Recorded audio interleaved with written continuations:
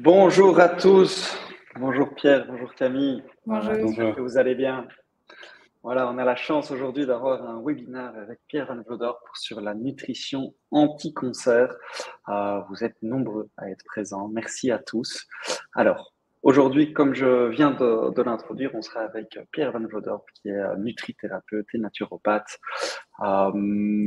Le webinaire est interactif comme à chaque fois. N'hésitez pas à chatter avec nous si vous avez des problèmes de son ou d'image. Donnez-nous le feedback directement. Posez vos questions. On aura le temps d'y répondre avec Pierre. On prendra 15-30 minutes à la fin du webinaire. Donc vers 13h30 a priori. Et n'hésitez pas aussi à donner votre avis à la fin du webinaire. Ça nous aide toujours pour essayer de nous améliorer tant sur les sujets que sur la qualité des présentations. Le webinaire aujourd'hui, il est présenté en collaboration avec Simplicure. Pour ceux qui ne connaissent pas encore, Simplicure, on a développé une plateforme qui vous permet de recommander l'ensemble de vos laboratoires favoris à un seul endroit pour faciliter votre pratique et surtout simplifier l'achat de vos patients qui ne doivent plus acheter à 4-5 endroits différents, mais qui pourront acheter tous leurs compléments à un seul endroit. Je vous explique un peu plus Simplicure à la fin de la présentation de Pierre. Et Pierre, je te laisse la parole là maintenant pour le webinaire. Merci William et merci à Simplicure de me donner l'occasion justement de partager ses connaissances sur la prévention et le co-traitement du cancer. Donc voici ma présentation. Donc j'ai travaillé pas mal ces derniers temps sur l'alimentation anti-cancer parce que j'ai écrit un livre avec Patricia Bourguignon et Jean-Paul Curtet justement sur le sujet. Donc si vous voulez en savoir plus, je vous donnerai les références du livre et ça permettra d'illustrer tous mes propos et toutes les études dont je vais vous parler. Donc pourquoi le sujet du cancer? Parce que voilà, je pense qu'il y a dans tous ceux qui nous écoutent, il y en a malheureusement qui sont peut-être ou qui ont été touchés par un cancer, mais vous connaissez malheureusement maintenant quelqu'un de proche ou de moins proche qui est touché par cette maladie. Il faut voir quand les statistiques pour la Belgique, vous voyez, il y a 180 nouveaux cas de cancer par jour, ce qui représente un cas toutes les 8 minutes, donc de diagnostic. Ça fait 68 782 personnes par an. Heureusement, parce que on n'a jamais aussi bien traité le cancer que maintenant. On n'en a jamais eu autant qui l'attrapaient, mais on n'en a jamais eu autant qui guérissaient aussi du cancer. Il faut savoir que dans cette diagnostic de plus de 68 000 personnes, il y aura 59% des hommes et 69% des femmes qui seront encore en vie, donc en rémission après 5 ans de leur diagnostic. Et ça, ces chiffres ne font qu'augmenter. Mais malheureusement, il y aura près de 30 000 Belges qui perdront le combat contre le cancer chaque année. Alors, à l'heure actuelle, vous voyez, il y a plus d'un homme sur 3 et une femme sur 4 à qui on découvre un cancer avant leur 75e anniversaire. Alors, c'est intéressant, quand j'ai vu ces chiffres-là, je me dis, tiens, il y a quand même beaucoup plus d'hommes que de femmes qui sont touchés par le cancer. On verra, on va réfléchir là-dessus et on aura des pistes de réflexion, notamment par rapport à l'hygiène alimentaire. Hein. Pour ceux qui font des anamnèses alimentaires, vous vous rendez compte que l'homme mange quand même franchement moins de végétaux que la femme. Il est un peu plus carnivore, il mange un peu trop de viande et on verra qu'il y a des facteurs promoteurs de cancer comme l'acide arachidique, les oméga-6, le fer, donc des aliments qu'on retrouve quand même beaucoup plus souvent chez l'homme que chez la femme. Et en plus, comme l'homme n'a pas ses règles, il a tendance à vite accumuler le fer et on retrouve chez des hommes des fois des ferritines à 200, 300, 400, alors que chez des femmes, on est aux alentours de 50 et ça peut aussi avoir un impact sur la promotion du cancer. Alors, il faut savoir que la fréquence des cancers a augmenté de plus de 40% en 25 ans. Donc, c'est ce que je vous disais. On traite mieux le cancer, mais on n'en a jamais eu autant qu'il l'attrapait. Et dans un suivi qui s'étale sur 25 ans, l'INSERM enregistre une augmentation de 60% de la fréquence du cancer. Donc, vous voyez, le cancer du sein. Donc, on va parler beaucoup aussi pendant ce webinaire de comment gérer ces hormones, parce que ces hormones ne veulent pas que du bien. Il faut savoir que le cancer numéro 1 chez la femme, c'est le cancer du sein. Le cancer numéro 1 chez l'homme, c'est le cancer de la prostate. donc un lien direct avec les hormones et surtout cette imprégnation hormonale. Donc, quand on parle de prévention de cancer, on doit parler aussi de bonne gestion des hormones sexuelles. On en reparlera. Quelque chose aussi qui est peu connu, je ne sais pas si vous l'avez constaté aussi en consultation. Moi, ça va faire allez, une bonne vingtaine d'années que je vois des patients. Donc, je me suis toujours beaucoup intéressé à la prévention du cancer. J'ai beaucoup d'oncologues qui m'envoient des patients. Et voilà, c'était assez courant de voir des hommes, des femmes de plus de 65, 70 ans venir en consultation. Mais obligé de constater que depuis quelques mois, quelques années, malheureusement, j'ai de plus en plus de jeunes et beaucoup de jeunes femmes. J'en ai encore une la semaine passée, 27 ans. Vous imaginez, 27 ans, cancer du sein. J'ai encore eu la semaine passée un jeune, ben, c'est assez courant malheureusement, mais 19 ans, cancer du testicule. Donc ça fait réfléchir, parce que si vous voulez, c'est pas logique quelque part qu'un jeune attrape un cancer, parce que si vous voulez, le cancer, c'est une maladie quelque part dégénérative comme toutes les autres. On accepte qu'on perd un peu d'audition en vieillissant, on accepte qu'on perd un peu de la vue, qu'on perd de la force musculaire, un peu des neurones. Et pourquoi? Bah parce que si vous voulez, en vieillissant, on génère des mutations, hein, on fait des nouvelles cellules tous les jours à 2 300 000 cellules par seconde en moyenne. Donc, ces cellules, si vous voulez, subissent des attaques et ça génère des petites mutations. Et c'est pour ça qu'on vieillit. C'est pour ça que notre peau est moins belle à 80 ans que quand on a 20 ans. Et il y a des cellules, si vous voulez, qui peuvent muter et générer un cancer. On va voir parce que un cancer, c'est une mutation dans l'équilibre oncogène-anti-oncogène. Et donc, on acceptait qu'en vieillissant, quelque part, que 100% des gens aient un cancer. D'ailleurs, ça a été montré. Hein. Vous avez un homme, vous lui faites une biopsie de la prostate à 80 ans. Chez 100% des hommes, on voit des cellules cancéreuses au niveau de la prostate. Ça ne veut pas dire qu'il va mourir d'un cancer de la prostate, mais on voit qu'il y a des cellules cancéreuses. Il mourra peut-être d'autres choses, mais en tous les cas, il y a des cellules mutées, des cellules cancéreuses, précancéreuses au niveau de la prostate. Et chez la femme, chez le sein, c'est pareil. Si on fait une biopsie, on verra. Donc, ça fait partie du vieillissement, quelque part, d'attraper un cancer. Mais si jeune, ce n'est pas normal. Et vous voyez, en 30 ans, j'ai vu cet article-là, les cancers chez les jeunes ont grimpé de 80%. Et l'étude montre que les principaux responsables sont les polluants environnementaux, une mauvaise alimentation. Donc, l'incidence de cancer chez les personnes âgées de moins de 50 ans a bondi de 79%. Et ça pose question. Donc maintenant, on doit vraiment se poser les bonnes questions parce que soit on subit la maladie, on se dit bah, c'est pas de chance, c'est comme ça. Hein, ce qu'encore malheureusement beaucoup d'oncologues, quand le patient pose la question, il a 30 ans, mais pourquoi moi? Et souvent, hein, on leur répond, bah, je sais pas, c'est pas de chance. Mais non, c'est pas que la question de pas de chance.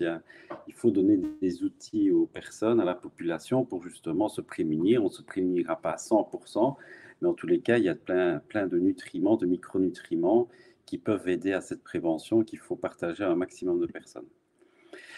Par rapport au traitement, vous voyez, je ne veux pas m'étaler là-dessus, hein, ce n'est pas le sujet, mais quand même pour dire aussi, ici on est dans la prévention, la nutrithérapie, mais les traitements sont de plus en plus efficaces, mais ils ne soignent pas tout. Je ne sais pas si vous voyez bien à l'écran, vous voyez le cancer de la prostate. Je ne sais pas si on voit ma souris, mais le cancer de la prostate, c'est le premier tout au-dessus, ben, il y a presque une rémission à 100%. Vous voyez, avant, c'était à moins de 80%. Le cancer du sein, ben, en deuxième position, vous voyez, on le traite de mieux en mieux. Donc, vous voyez, en rouge, si vous voulez, c'est en fonction des cancers, la survie augmente. Et par exemple, vous voyez, pour les cancers du poumon, j'ai déjà vu, moi, des patients, des cancers du poumon avec métastatique en rémission depuis 5 ans. Ça, c'est des choses que, il y a 10-15 ans d'ici, un cancer du poumon métastatique, c'était très, très compliqué. Et ben, j'en ai qui sont en rémission depuis 5 ans. C'est quand même formidable. Donc, voilà, il faut des traitements qui sont de plus en plus ciblés. Il y a de l'immunothérapie, vous savez, la radiothérapie, la thérapie ciblée, la chimiothérapie. Et ça, plus un co-traitement avec une bonne hygiène alimentaire, certains compléments, ben, on peut augmenter ces statistiques.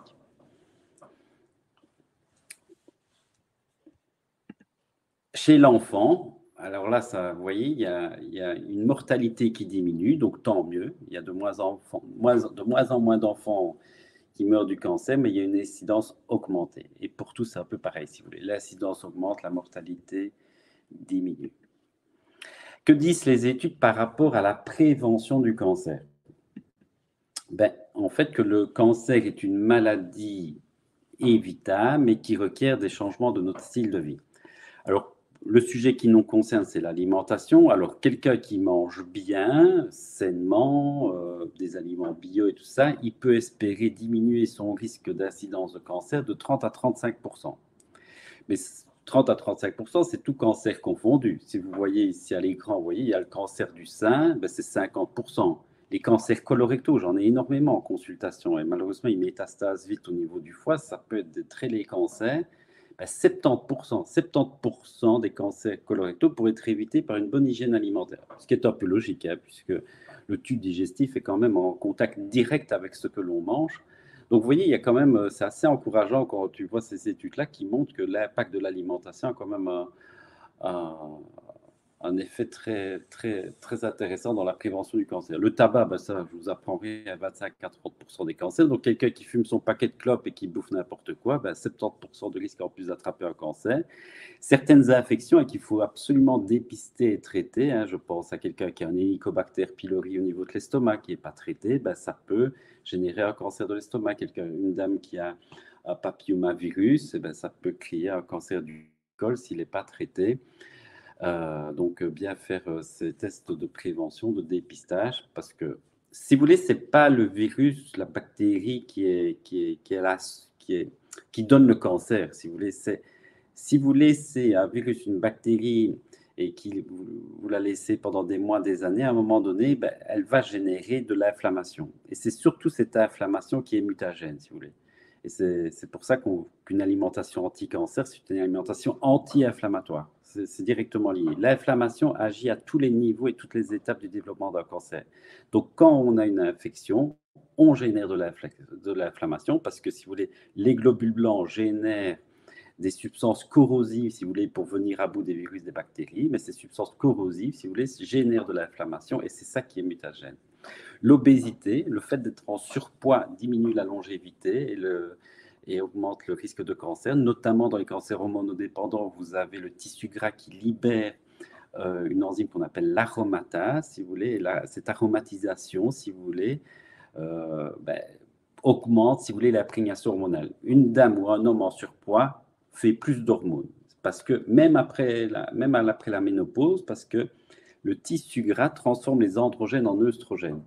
Et donc, comme la glande la plus sensible aux hormones, c'est le sein chez la femme et c'est la prostate chez l'homme, ben vous comprenez bien que s'il y a une imprégnation plus importante à cause d'une aromatisation des androgènes, ben ça augmente les risques de développer un cancer. Et heureusement, dans l'assiette, on va essayer de faire maigrir notre patient pour diminuer les risques de récidive, mais aussi on va lui donner et lui recommander des anti-aromatases, hein, il y en a dans l'assiette.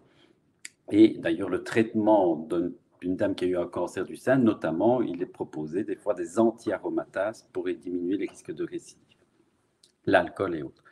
Donc, vous voyez un petit peu que le cancer est une maladie évitable, parce que j'entends encore beaucoup de personnes, et c'est ça qui est intéressant, vous voyez ici, au-dessus à gauche, vous avez 35% des cancers qui sont liés au régime alimentaire, mais que 5 à 10% liés à notre génétique, parce que j'entends encore beaucoup de personnes dire, oui, mais c'est la faute à pas de chance, c'est mes gènes. Non, c'est que 5 à 10% des cancers. Alors, tous les cancers sont génétiques, vous me direz, puisque c'est une mutation de gène, mais un gène hérité, si vous voulez, qui donnera le cancer, c'est que 5 à 10%. Et quand bien même, on pourrait même réduire ces 5 à 10%, parce que si vous voulez, même si on a hérité, peut-être que moi j'ai des mauvais gènes de mes parents, de mes grands-parents et vous aussi, mais ce n'est pas forcément fatalité, parce que si vous voulez, avec les connaissances que l'on a sur l'épigénétique, on sait maintenant qu'un gène n'est rien sans son environnement. Donc, vous pouvez avoir plein de mauvais gènes et qui ne s'expriment jamais, parce qu'un gène n'est pas dangereux tant qu'il ne s'exprime pas. Donc, si vous avez une bonne méthylation, je vous profite pour vous rappeler, faites doser de temps en temps. Moi, je l'ai fait récemment, j'ai dosé mon homocystéine et elle était basse, donc ça traduit que j'ai une bonne méthylation. Et quand j'ai une bonne méthylation, si vous voulez, je mets plein de scotch sur mes gènes, si vous voulez, qui voudraient justement mes mauvais gènes qui voudraient s'exprimer. Vous voyez, donc on a encore un outil, l'épigénétique, pour ceux qui auraient hérité d'un capital génétique qui n'est pas bon. Donc ça, ce sont toutes les étapes du cancer que j'enseigne à mes étudiants parce que c'est très intéressant de comprendre comment se développe un cancer. Et voilà, j'ai pas le temps aujourd'hui de le faire, mais je veux dire, c'est impressionnant déjà le temps que ça prend. Vous voyez, pour un cancer du sein, ça passe du stade de la première cellule cancéreuse à une tumeur de 2 centimètres qui est détectable. Ben, il faut compter 6 à 10 ans. Et sur ces 6 à 10 ans, si vous voulez, on a des outils qui peuvent justement permettre de diminuer cette progression. Et c'est ça qu'on va voir aujourd'hui, c'est vraiment essayer de trouver des nutriments qui peuvent aider à diminuer cette progression. Et quand vous voyez la progression du cancer, vous voyez ben, d'une cellule normale, elle peut muter à cause de substances radicales, la fumée de tabac, la pollution, les infections, etc. J'en ai parlé. Mais ce n'est pas trop grave. Si vous faites une cellule précancéreuse, mutée, notre système immunitaire les repère. Tous les jours, notre système immunitaire tue des cellules cancéreuses. Il y a une famille globules blancs, si vous voulez, qui est dédiée à ça, qu'on appelle les natural killers. Donc, on va voir dans l'alimentation anticancéreuse qu'est-ce qui peut soutenir nos natural killers.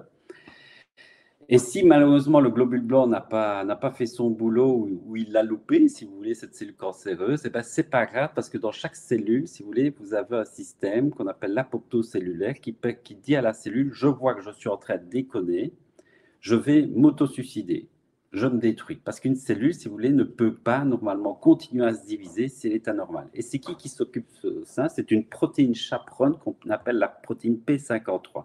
Et cette protéine P53, elle voit si la cellule est en train de déconner ou pas.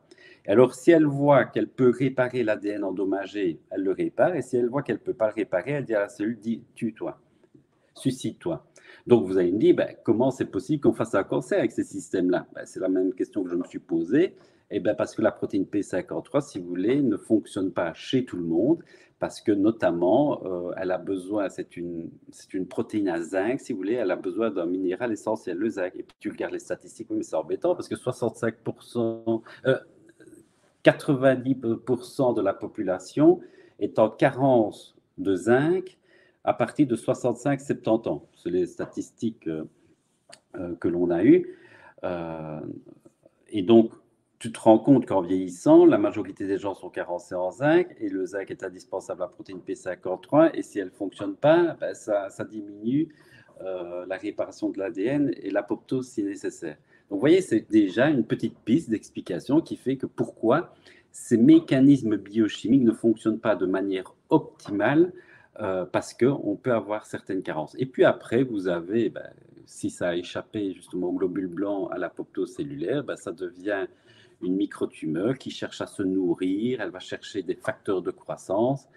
Et il y en a plusieurs, vous voyez, ces facteurs de croissance, ce sont les hormones sexuelles, hein, l'insuline, hein, les hormones sexuelles pour les cancers hormonodépendants, l'insuline qui est augmentée naturellement à cause d'un excès de sucre, les altérations des mitochondries, il faut savoir qu'il y a un métabolisme de la cellule cancéreuse qui est différent, le fer en excès et l'inflammation, je l'ai mis en gras parce que c'est un facteur promoteur.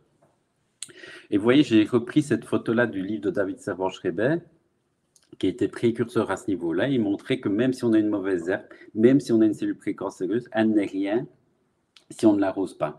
Et quand je reçois des patients en consultation, je leur explique comme ça. Je dis, on connaît maintenant, la science nous a montré ce que la cellule cancéreuse adorait, ce qui était de l'engrais pour elle, et on sait maintenant aussi ce qu'elle déteste.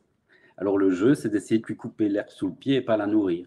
Alors je ne dis pas à mon patient de supprimer tous les facteurs de croissance et tout ça, ça serait compliqué, mais voilà, c'est essayer d'avoir un maximum d'aliments qu'elle déteste et de limiter au maximum les aliments qu'elle adore, si vous voulez. C'est un peu ça l'objectif.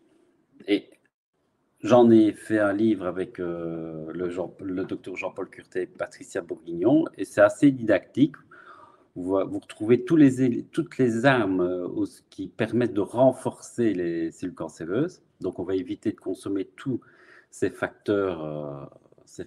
Vous voyez, je vais pas détailler tout, hein, mais vous voyez, les carcinogènes, on a parlé, ben, la pollution, les perturbateurs endocriniens, on pourrait faire une conférence sur ce sujet-là. Il y a énormément de choses à dire et malheureusement, vous voyez, quand on dit qu'il y a une croissance de 60% de cancer du sein, en plus en 25 ans, À un moment donné, certains scientifiques se sont posé la question, mais qu'est-ce qui s'est passé en 25 ans? Alors oui, l'assiette a changé, mais pas que ça. Nos enfants grandissent dans un environnement de plastique, alors que nos grands-parents n'ont pas connu ça. Donc ça, vous voyez, les perturbateurs endocriniens, ben, ça a un impact justement sur les cancers hormonaux, la pollution, certains carcinogènes qu'on retrouve notamment dans la viande grillée, tout ça, ce sont des substances. Vous avez l'excès de produits carnés, les produits laitiers qui sont riches en graisse saturée, en leucine, qui est précurseur d'une voie pro-inflammatoire mTOR, les sucres rapides, le sel. Hein, on n'y pense pas, le sel, mais pourtant, le sel est aussi nocif que le sucre, parce que pour que le sucre passe dans le sang, il lui faut un complice qui est le sodium. Si vous voulez, le transporteur de glucose dans le sang se fait grâce au sodium. Donc, quelqu'un qui va consommer du sodium et du sucre en même temps, style la pizza, hein, plat d'amidon avec plat de sel, ben là, ça passe très vite dans le sang, ça fait monter la glycémie, qui fait monter l'insuline. Les acides gras trans, saturés, les oméga-6, l'alcool, l'excès d'œstrogène, le surpoids, l'obésité, l'excès calorique. Le fait de manger trop, si vous voulez, est un facteur. Donc, je vous ai les ai listés, mais si vous voulez en savoir plus et toutes les études, parce que c'est important que ça ne soit pas une vue de l'esprit de M. Van Lodorp sur ce temps de midi, ça doit être vraiment basé sur la science. Donc, il n'y a rien dans nos livres, dans mes propos qui sont des croyances, c'est que basé sur des études scientifiques que vous retrouverez dans le livre. On va surtout parler de ce qui nous protège et de ce qu'on peut faire quand on reçoit un patient qui est à risque de cancer ou qui vient chez nous pour éviter une récidive. Donc, le premier conseil à lui donner, c'est vraiment insister à ce qu'il mange plus de végétaux. Toutes les études le confirment, il faut manger plus de végétaux, moins de viande. Donc, les végétaux, si vous voulez, sont des protections au niveau radical. Quand vous mangez beaucoup de végétaux, des fruits, des légumes, vous apportez des antioxydants. Et ces antioxydants, si vous voulez, vont permettre de protéger ce qu'on a de plus précieux. Et ce qui est à l'origine d'un cancer, c'est notre ADN. Hein, je vous le dis, un cancer démarre par une mutation entre l'équilibre oncogène-anti-oncogène. Donc, s'il y a une mutation sur l'oncogène, le gène qui dit à une cellule divise-toi, la cellule n'arrête pas de se diviser, elle est tout le temps sur l'accélérateur. Et on peut avoir une mutation sur l'anti-oncogène, là, c'est le gène qui dit à la cellule stop, arrête de diviser. Donc, si on a une mutation à ça, la cellule ne sait plus s'arrêter, donc elle n'a plus de frein, donc elle s'emballe. Donc, il faut protéger, quand on veut se protéger d'un cancer, il faut se protéger notre génome. Et vous voyez toutes les substances qui l'abîment et toutes les substances qu'il protège. Et comme on ne peut pas se protéger de tout, ben on a intérêt justement à protéger notre ADN, un peu comme si vous mettriez du jus de citron sur une pomme, elle va brunir moins vite que si vous n'en mettez pas, parce que les antioxydants, la vitamine C, protègent la dégradation, l'oxydative de la pomme. Ça, c'est l'acide anti-cancer, parce que j'aime bien lui rendre hommage, parce que c'est lui aussi qui a initié cette assiette anti-cancer. Et vous voyez, il n'y a pas grand-chose à redire par rapport déjà à l'époque à ce qu'il disait. Pourtant, on le prenait pour un rigolo, le docteur David Servan-Schreiber. Et voilà, s'il avait maintenant toutes les publications scientifiques qu'on a maintenant et qu'on n'avait peut-être pas à son époque, il faut savoir que quand il a dit que le cancer était une maladie inflammatoire, on rigolait de lui. Hein, et maintenant, ça a été publié dans des très grands journaux comme quoi l'alimentation anti-inflammatoire était protecteur. Mais voilà, il n'avait pas forcément toutes les études à l'époque. Mais je veux dire, cette assiette, vous voyez, elle est bourrée de végétaux. Alors, vous voyez, il y a un lien direct entre la consommation de végétaux et le risque de cancer. Je vous ai mis quelques études. Alors, quand on a écrit le livre, c'est vrai que c'est très vaste de dire manger des fruits et des légumes, ça protège du cancer, mais obligé de constater qu'il y a des végétaux qui protègent encore plus. Donc, on a eu l'idée de faire un hit parade des végétaux anti-cancer. Parce que si vous voulez, si vous dites à un patient manger plus de fruits, ben lui, il va se dire, bah, ok, je vais presser une orange, je vais manger une mandarine, je vais manger une banane, et il se dit, ok, ben là, c'est bon. Oui, sauf qu'un bol de myrtille est beaucoup plus puissamment anti-cancer qu'une mandarine, vous voyez. Donc, il faut des fois être plus précis dans nos recommandations nutritionnelles parce qu'il y a certains polyphénols, certains antioxydants qui ont montré une efficacité importante. Le thé vert, ben ça, je vous apprends rien, est reconnu comme un anti-cancer, mais quand vous conseillez du matcha, parce que là, on mange le thé puisque c'est une poudre, si vous voulez, le matcha, que vous diluez dans l'eau, ben, l'indice, ce qu'on appelle le pouvoir ORAC, si vous voulez, le pouvoir antioxydant est bien supérieur, jusqu'à 147 fois plus. Le raisin, le resveratrol. Alors, quand on pense resveratrol, on pense vin rouge. Donc, le vin rouge contient du resveratrol qui est intéressant et qui n'est pas bien assimilable. Maintenant, je précise, ne conseillez pas à vos patients qui ont un cancer ou qui ont peur d'en attraper un de commencer à boire du vin tous les jours pour avoir le resveratrol. Ça va, ne commencez pas à les faire boire.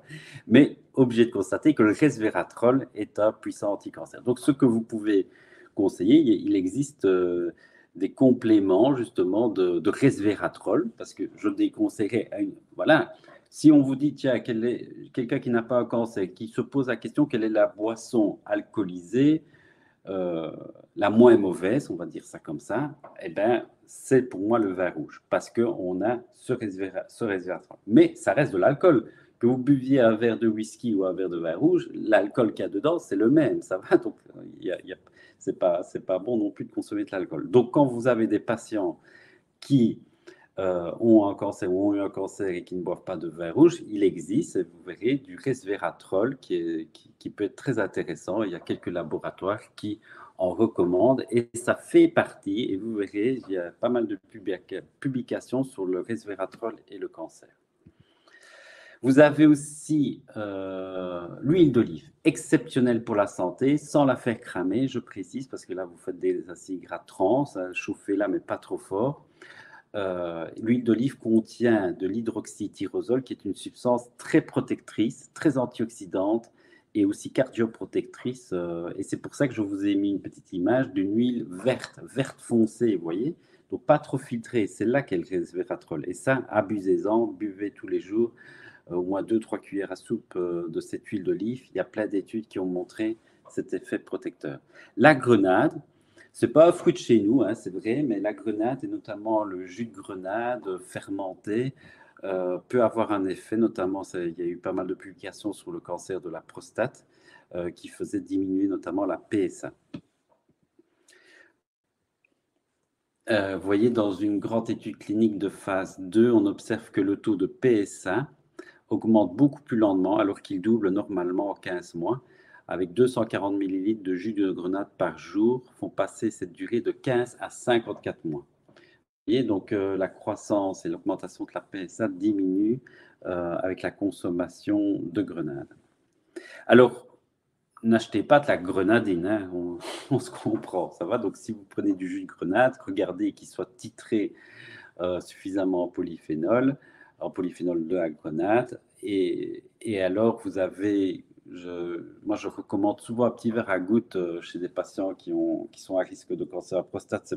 Donc c'est beaucoup, hein, les hommes à partir de 65-70 ans, ça serait quand même intéressant qu'ils boivent pas leur petit verre à gouttes, mais plutôt un petit verre à gouttes de grenade. Et vous avez une qui est très bien et qui est très concentrée parce que la grenade est fermentée. Parce que si vous voulez, les polyphénols, retenez, c'est des chaînes très très longues, si vous voulez. Et donc, c'est super compliqué d'être absorbé. Vous voyez, l'hydroxytyrosol de l'huile d'olive, c'est très difficile qu'elle passe dans le sang. Mais les polyphénols, si vous voulez, mais l'hydroxytyrosol, il passe facilement parce que c'est justement un petit polyphénol. Il est assez court, donc il sait passer la muqueuse digestive.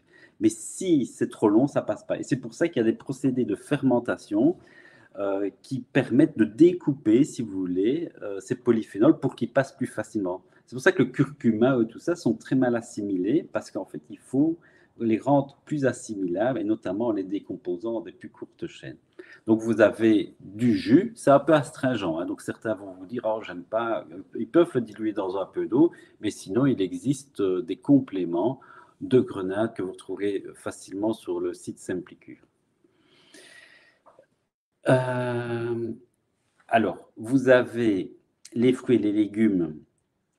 Alors, essayez de varier au maximum les couleurs. Dites à votre patient, variez la petite myrtille. Et souvent, ce qui tâche est encore plus riche en polyphénol. Donc, les myrtilles, les framboises, les mûres, les petits fruits rouges sont exceptionnels. Et dans les légumes aussi, variez au maximum les couleurs. Et pourquoi? Bah, parce qu'en fait, vous allez vous retrouver, des polyphénols et donc c'est intéressant des fois de compléter son alimentation par un complément de polyphénol. Heu, genre, il y en a beaucoup, enfin un que je recommande qui est de chez Métagénique, c'est le Flavodine. C'est une poudre et vous voyez dedans, il y a de la quercétine, de la rutine, du thé vert, des bioflavonoïdes d'agrumes, de la myrtille, du raisin.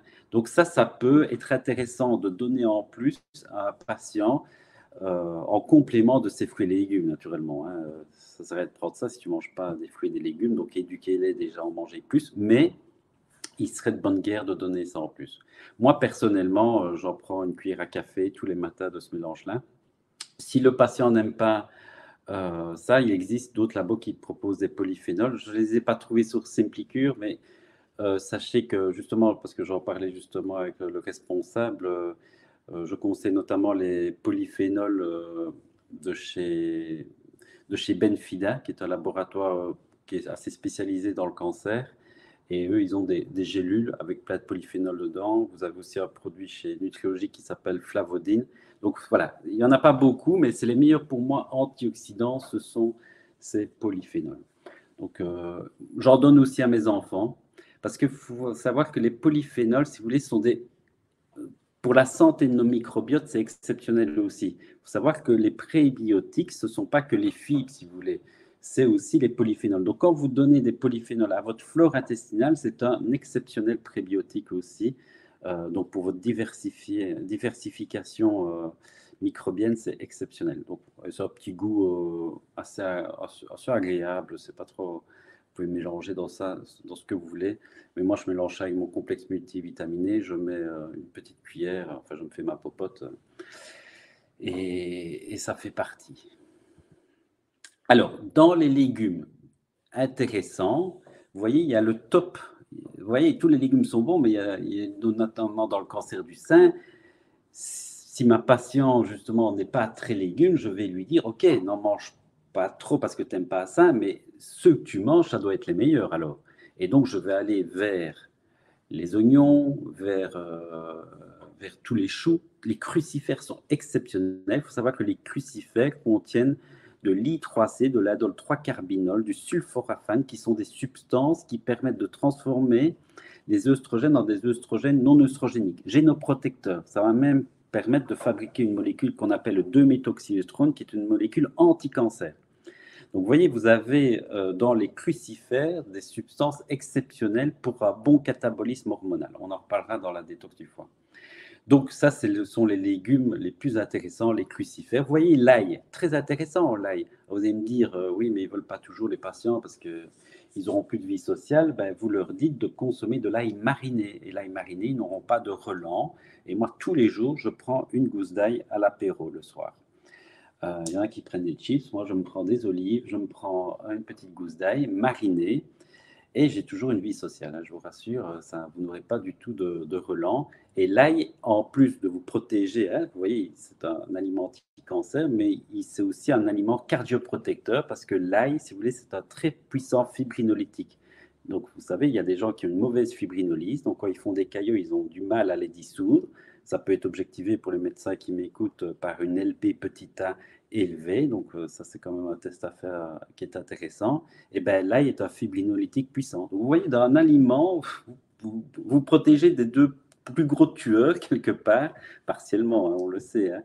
Mais l'ail, parce que le premier tueur au monde, c'est les maladies cardiovasculaires, et le deuxième, c'est les cancers. Donc, vous voyez, un petit aliment comme ça, c'est presque comme un complément. Après, vous avez aussi des compléments alimentaires qui contiennent de l'ail, mais je trouve que voilà, ça c'est facile de le prendre dans l'assiette. OK.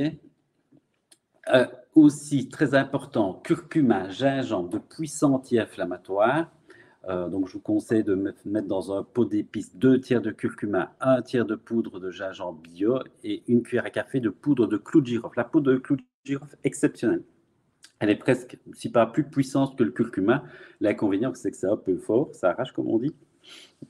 Et donc, des fois, ben, voilà, c'est pour ça que je mets qu'une cuillère à café pour le mélange, parce que sinon, c'est costaud quand même, le clou de girofle. D'ailleurs, quand on a mal, on le sait bien aux dents, on met un petit clou de girofle, ça passe parce que c'est un puissant anti-inflammatoire.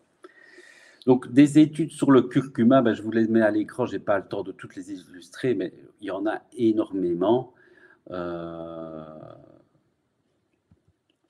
Je vous les lirai, comme ça je peux avancer sur tous les noms. Et ce que je mets aussi en complément, parce que le curcuma dans l'assiette, c'est intéressant, mais ça peut ne pas être suffisant parce qu'il ne s'est pas assez concentré en curcumine, et il faut augmenter cette biodisponibilité du curcuma en augmentant la concentration de curcumine et qui passe la barrière intestinale pour passer dans le sang. Et c'est vrai que quand vous prenez de la poudre de curcuma, vous en retrouverez peu. Mais ça reste intéressant. Mais si vous devez avoir un effet prévention cancer co-traitement, je vous conseille d'aller vers des compléments. Alors, j'ai remis lequel? Ben, si vous voulez, vous en avez plusieurs. Hein. Si vous allez sur le site Simplicure, vous allez voir qu'il existe plusieurs sortes de curcuma. J'en ai repris. Alors, ce n'est pas, je précise, des listes non, c'est pas non exhaustif. Hein, ça va. Donc, il en existe certains autres. Veuillez m'excuser parce que je ne connais pas non plus tous les compléments. Voilà, on m'a dit de partager mes connaissances et voilà, j'ai repris ceux que j'utilise le plus souvent. Et souvent, c'est des curcumas où on a veiller à ce que la biodisponibilité soit très importante. Et ce n'est pas forcément les fabricants, les vendeurs de compléments alimentaires qui produisent cette molécule, ce sont des molécules brevetées. Par exemple, vous avez le BCM95, qui est une molécule que certains labos essayent d'avoir pour mettre dans leurs compléments parce qu'il a été prouvé qu'il était bien biodisponible. Vous avez le curcuvit. Donc, ce sont des substances, si vous voulez, qui ont une concentration en curcumine plus importante. Et là, je vous ai mis le curcume arti. Alors, on peut vous dire arti et cancer, quel est le rapport? On s'en fout, c'est du curcuma, ça va. Là, c'est du curcuma qui a un effet anti-inflammatoire aussi pour les douleurs ostéo-articulaires, mais ça agit aussi en prévention des cancers. Vous avez chez l'épivite un super curcuma, le curcuvite, curcudine, hein, assez connu, et le curcumax. Vous en avez peut-être d'autres, mais ceux-là, en tous les cas, m'ont donné satisfaction dans ma pratique. Alors, le soja est un végétal très intéressant dans la prévention, surtout des cancers hormonodépendants. Il faut savoir que le soja contient des phytoœstrogènes. Ces phytoœstrogènes, si vous voulez, c'est une molécule cousine des œstrogènes. L'erreur qui a été faite par certaines personnes et certains professionnels, ne sachant pas toujours de quoi ils parlent, ils ont dit « Attention, pas de soja chez une personne qui a un cancer hormonodépendant, on va encore lui redonner une couche d'œstrogène. » Parce qu'ils pensaient que les phytoœstrogènes avaient un effet œstrogénique, comme l'œstradiol que votre ovaire produit. Alors oui, c'est une molécule cousine, elle a la même forme, elle va se mettre sur les mêmes récepteurs œstrogéniques, mais l'avantage, c'est qu'elle est 100 à 1000 fois moins active, si vous voulez. Et donc, ça diminue quelque part l'imprégnation hormonale. Donc, quand vous consommez des phytoœstrogènes, vous permettez de bloquer certains récepteurs, et où il y en a beaucoup, naturellement, c'est au niveau du sein, à cette imprégnation hormonale. Vous comprenez? Donc, c'est une molécule cousine de l'œstradiol, mais qui va se mettre sur les mêmes récepteurs pour diminuer cet effet d'imprégnation hormonale. Ce n'est pas par hasard qu'on propose à une dame qui a eu un cancer du sein hormonodépendant de lui faire prendre du tamoxifène, qui est un médicament, par exemple, anti-hormone, mais là, avec beaucoup d'effets secondaires. Mais vous voyez, donc le fait d'avoir un effet anti-hormone diminue le risque de cancer. Et vous avez un aliment qui est un exceptionnel anti-hormone, qui sont les phytoœstrogènes de soja. Et vous voyez, on sait ça pourquoi? Parce que notamment, vous voyez, le cancer du sein, il y en a beaucoup moins en Asie, par rapport au Royaume-Uni que vous voyez en rouge et en bleu, en bleu tout à gauche, là, les États-Unis. Et le Japon, c'est bleu foncé, si vous voulez. Et donc, il y a beaucoup moins de risques de cancer hormonodépendant là-bas, jusqu'à 4 fois moins par rapport au cancer de la prostate. Il y a plein d'études qui l'ont montré, on les a mis toutes dans le livre. Vous voyez, sur 44 études, 4 contrôles, 32 d'entre elles montrent une association entre consommation élevée de produits à base de soja et non seulement une réduction de l'incidence de cancer du sein, mais une amélioration des facteurs pronostiques et une réduction de la mortalité par cancer du sein. Or, celle-là, si vous voulez, il y a des études, il y a plein d'études, mais il y en a qui sortent et qui mettent tout le monde d'accord. Vous voyez, une étude ici dans le JAMA qui montre que chez les femmes atteintes d'un cancer du sein, la consommation d'aliments à base de soja était associée de manière significative à une diminution du risque de décès et de récidive. Vous voyez, 32% de risque de récidive en moins, 29% de risque de décès en moins. J'en parle, j'insiste un petit peu parce qu'il n'y a pas une semaine où on ne m'envoie pas un mail. Est-ce que vous êtes sûr que je peux prendre du soja pendant un cancer? Donc, moi, je ne crois rien. Je vous ai dit, je regarde les études et les études sont formelles à ce niveau-là. C'est plutôt protecteur. Et j'en profite pour vous le glisser parce que moi, j'ai une jeune fille adolescente de 16 ans. Et ben, je lui ai fait son lunch à midi. Ben, je lui ai fait un WAPS avec du tofu dedans. Et pourquoi j'essaye par rapport à son frère, je donne pas mal de soja à ma fille. Pourquoi parce que les études, je ne vous ai pas mis ici, mais elles sont dans le livre. Une jeune fille qui reçoit au moment de la puberté plus de phytoestrogènes, de soja, ou du lin, vous avez aussi des lignanes dans le lin qui sont très intéressants, diminue son risque de faire un cancer à l'âge adulte. Parce qu'en fait, l'explosion hormonale, il est à l'adolescence, à la puberté, si vous voulez. Et donc, si vous diminuez cette explosion hormonale en consommant des phytoestrogènes, vous diminuez le risque de développer un cancer à l'âge adulte. Donc, il faut le savoir, il y a des fenêtres dans la vie, si vous voulez, où le soja va avoir un effet plus protecteur. Donc, c'est à l'adolescence. On a vu des femmes qui commençaient à consommer du soja à 40 ans, on n'avait pas les mêmes effets que si ça avait été consommé plus jeune. Très, très intéressant, l'algue, les champignons. Vous retrouvez plein de choses extraordinaires. Dans les champignons, vous avez du shiitake, vous avez des bêta-glucans, et les bêta-glucans sont des substances immunomodulatrices.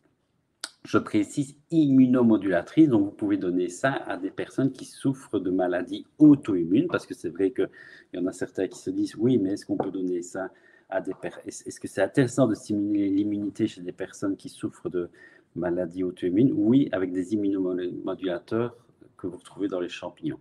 Vous en avez, voilà, en complément alimentaire. Ça, j'en donne presque systématiquement à toute personne à risque de cancer ou pendant les traitements. Il faut savoir qu'au Japon, c'est systématique. Des gens qui sont sous chimiothérapie, on leur donne la mycothérapie est très utilisée là-bas, trop peu chez nous, et on leur donne systématiquement des bêta-glucans pour stimuler l'immunité, parce que vous savez que quand on subit des traitements très invasifs comme la chimio, ben, c'est toute la lignée blanche qui ramasse. Hein.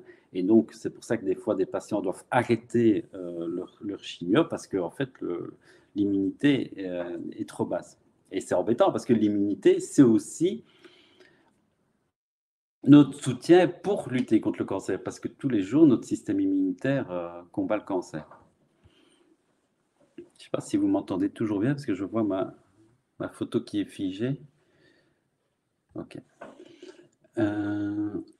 Alors, vous avez des compléments. J'utilise Mycodéfense de chez Comet, qui est pas mal. Vous en avez, c'est souvent des extraits, si vous voulez, de shiitake, de maïtake, de pleurote. Et en fait, la molécule active là-dedans, c'est le bêta-glucan.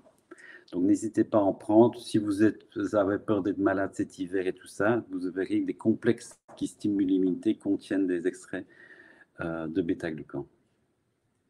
Très important, les oméga 3. Les oméga 3, ben, ça, vous savez, on les retrouve. Je ne vais pas vous faire la suite de vous l'expliquer. Hein. Donc, le colza, petit poisson gras, sardines, maquereau, hareng. Donc, très important, limiter les graisses saturées et les oméga 6 qui sont plutôt pro-inflammatoires.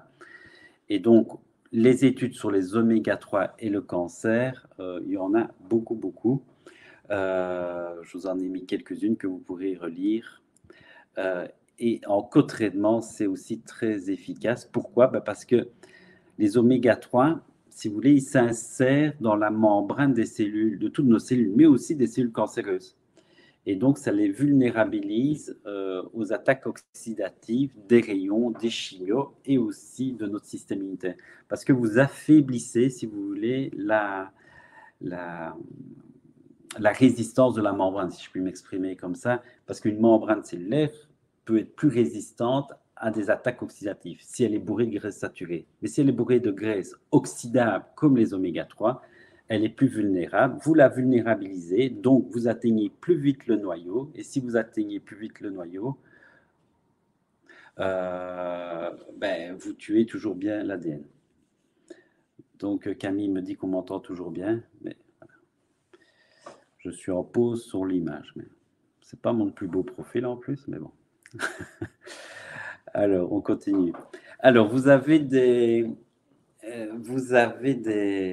oméga 3 en complément alimentaire que je recommande à des patients qui sont sous chimiothérapie. Donc, vous en avez plusieurs. Essayez de prendre des choses de qualité, certifiées. Donc, c'est pour ça que je vous ai remis certaines à l'écran. Vous voyez, vous avez chez Nutrilogique Oméga 3 700, j'utilise souvent. Chez TerraScience, ils ont aussi des Oméga 3 que j'utilise, mais depuis des années. C'est l'Oménutrix, l'huile de poisson. Après, c'est vrai que tous mes patients n'aiment pas, mais la concentration est très importante et c'est en liquide. Vous voyez, ça revient moins cher. Une cuillère à café, vous avez beaucoup de PADHA. Et pour les petits, moi, mes enfants, je leur donnais l'Oménutrix Junior, vous voyez, et je leur donnais une cuillère à café tous les matins. C'est plus compliqué maintenant, hein, parce que maintenant, ils sont ados et donc ils rejettent un petit peu toutes mes recommandations. Mais bon, je leur glisse sans qu'ils le sachent dans leur assiette, mais c'est très important de leur en donner quand ils sont petits parce que ça permet aussi le développement cérébral. Mais bon, ils sont quand même en plein âge con, hein, ça n'a quand même pas suffi. Ils sont quand même des ados comme les autres. Parce qu'en fait, la synaptogénèse, mon gamin, il a pris 16 cm, je l'ai mesuré, 16 cm en un an. Et voilà, c'est complètement cohérent avec l'âge bête, parce qu'en fait, comme il a une croissance très importante, à mon avis, c'est au détriment de son développement cérébral. Et donc, la synaptogénèse est moins bonne pendant ses croissances, parce que comme il y a besoin de beaucoup de zinc pour justement prendre du muscle, prendre des os, et ben, c'est un peu au détriment du cerveau. Mais donc, je ne lui en veux pas, puisque il y a une explication physiologique de l'âge con chez les ados. Je ne sais pas pourquoi je vous parle de ça, mais c'est peut-être parce qu'ils m'ont pris encore un peu la tête ce matin. Voilà. Donc, les Oméga bien de chez Pilège aussi. Voilà, il y en a plusieurs. Oméga Boost, vous en avez plusieurs sur le marché. On avance, hein, parce qu'on est déjà à 40 minutes. Ne pas manquer de certains nutriments. Alors, je vous ai mis les principaux qu'il ne faut pas manquer. Le zinc, très très important. J'ai commencé mon intervention en vous disant attention, le zinc, c'est très important pour la protéine P53. Mais ce n'est pas que pour la protéine P53, c'est important pour la multiplication cellulaire. C'est anabolisant, si vous voulez, et ça permet justement d'être le cofacteur de l'ADN polymérase. Mais dans le cancer, c'est super important de soutenir cette protéine P53. Vous voyez, je vous l'ai mis ici à l'écran. La protéine P53 a besoin de zinc pour fonctionner de manière optimale. Et je vous rappelle, la protéine P53, c'est une protéine chaperonne dans nos cellules qui dit à la cellule arrête de te diviser ou répare-toi ou suscite-toi. Vous voyez, des études qui montrent ici, vous voyez, une teneur, je ne sais pas si vous savez lire, une teneur élevée en cuivre. Ça, c'est pas bon, hein, l'excès de cuivre. Une faible teneur en magnésium sérique et la consommation d'une faible teneur en zinc sérique avec une teneur élevée en cuivre ou une faible teneur en magnésium sérique contribue à un risque accru de mortalité chez les hommes d'âge moyen. Vous voyez, la vitamine D. Alors là, j'espère que tous ceux qui m'écoutent en prennent régulièrement. Parce que bon, c'est essentiel. On aura eu sur 12 mois, et en tous les cas en Belgique, un mois, on peut avoir espéré avoir fait un peu de vitamine D si on s'est exposé au soleil, mais sinon, il y a 11 mois où on n'en fabrique pas. Donc, je vous encourage à en prendre régulièrement. Pourquoi? Parce qu'il y a des choses compliquées en prévention cancer qui n'est pas toujours facile d'introduire, mais ça, c'est super facile pour un bénéfice énorme. Regardez cette étude-là. Donc, une méta-analyse de l'école de santé publique d'Harvard est arrivée à la conclusion que la prise de 2000 unités de vitamine D par jour permettait la réduction de moitié de la fréquence des cancers du sein. Le cancer numéro 1 chez la femme. Vous imaginez? 2000 unités, ça l'a porté tout le monde. Et ici, vous voyez, il y a une autre synthèse d'études qui a été réalisée sur 26 000 hommes et femmes de 50 à 79 ans. les 20% d'entre eux qui représentent des statuts le plus bas en vitamine D ont connu une mortalité, toutes causes confondues, de 57% plus élevée.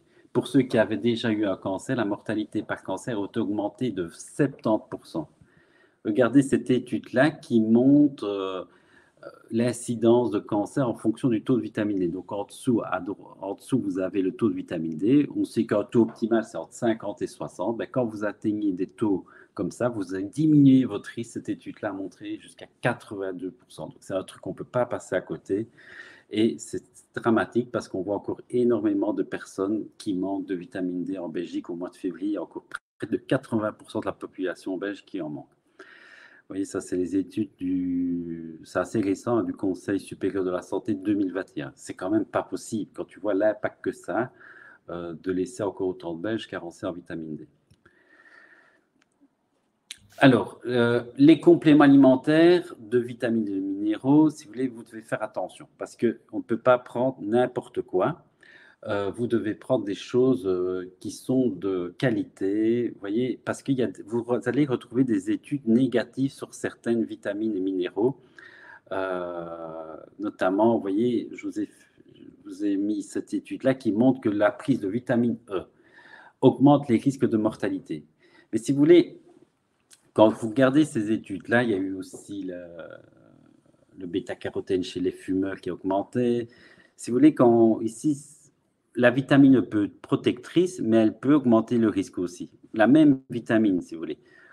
Mais c'est fonction du dosage. Donc, c'est pour ça qu'il faut prendre des dosages pas trop peu, pas trop non plus, et la qualité de cette vitamine est essentielle aussi, parce qu'une vitamine E synthétique ne va pas prétendre avoir la même efficacité, au contraire qu'une vitamine E naturelle qui va être antioxydante. La vitamine E synthétique, c'est l'inverse.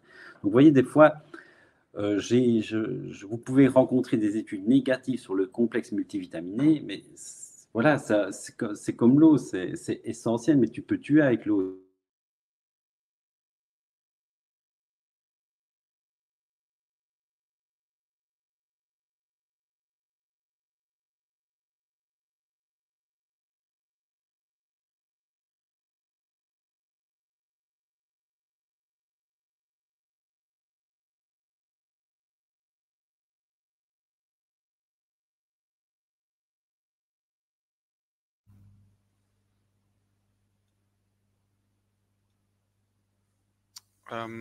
Bonjour à tous, sorry.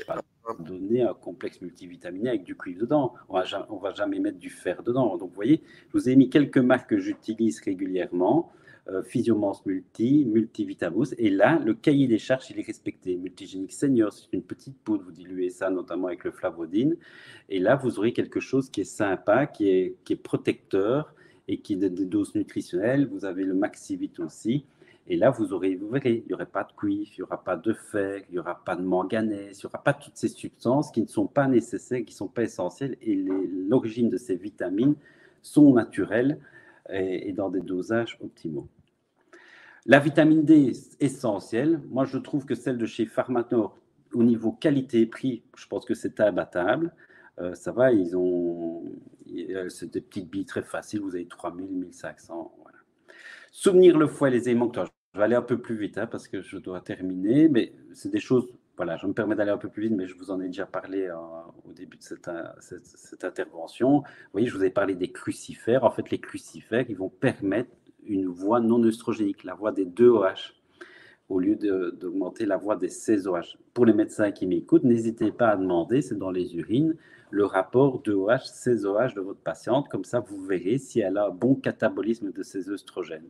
On a beaucoup d'études qui ont montré qu'un mauvais catabolisme des œstrogènes augmente le risque de cancer. Donc, si vous tombez avec un rapport 2OH, 16OH qui n'est pas bon, il va falloir favoriser la voie des 2OH. Et donc, pour favoriser la voie des 2OH, vous allez utiliser du brocoli notamment. Il y a d'autres plantes, le radis noir, les lignanes, et soutenir une bonne détox du foie. Vous voyez, le foie est essentiel pour un bon catabolisme des œstrogènes. Vous avez Broco Evo 2.0 de chez Nutrilogique, Eustromodule.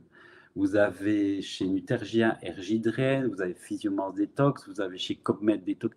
C'est essentiel de proposer de faire des détox régulièrement chez des femmes qui ont un mauvais rapport de OH, CSOH.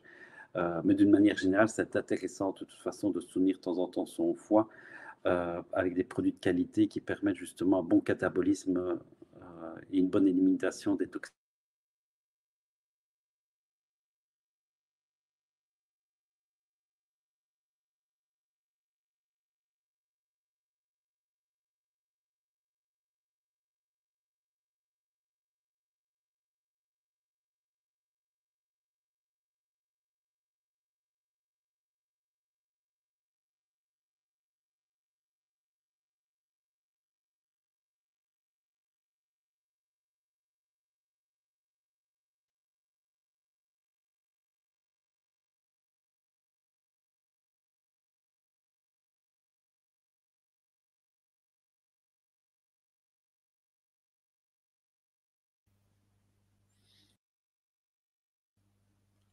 Désolé, je pense que le son s'est coupé. Si vous m'entendez, vous pouvez peut-être le mettre dans le chat. Je vais appeler Dr. Van Vlodder pour voir un petit peu ce qui se passe. Est-ce que vous m'entendez là ou pas dans le chat? Est-ce que quelqu'un peut me répondre en me disant OK. Voilà, désolé, je l'appelle tout de suite pour voir ce qui se passe. Je vous reviens dans une seconde.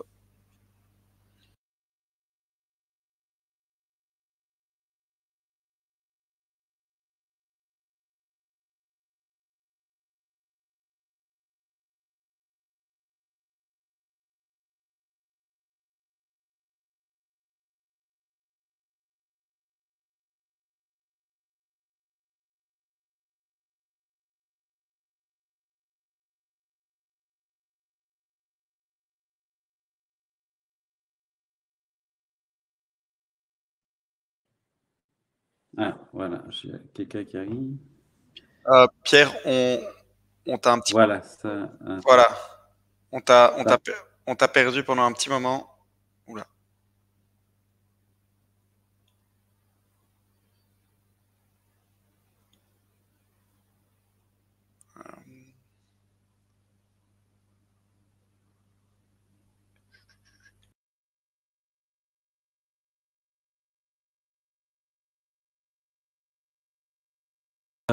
Donc je continue. À l'immunité, j'en ai déjà parlé. Pierre, si je peux juste me permettre, on t'a perdu pendant quelques slides. Si tu peux peut-être retourner un tout petit peu en arrière. On t'a perdu, je dirais, depuis 2-3 minutes en connexion. Ça s'était arrêté au début de l'immunité. Ouais, ça on avait vu, les compléments ici. Voilà, je pense que c'est ici on peut recommencer.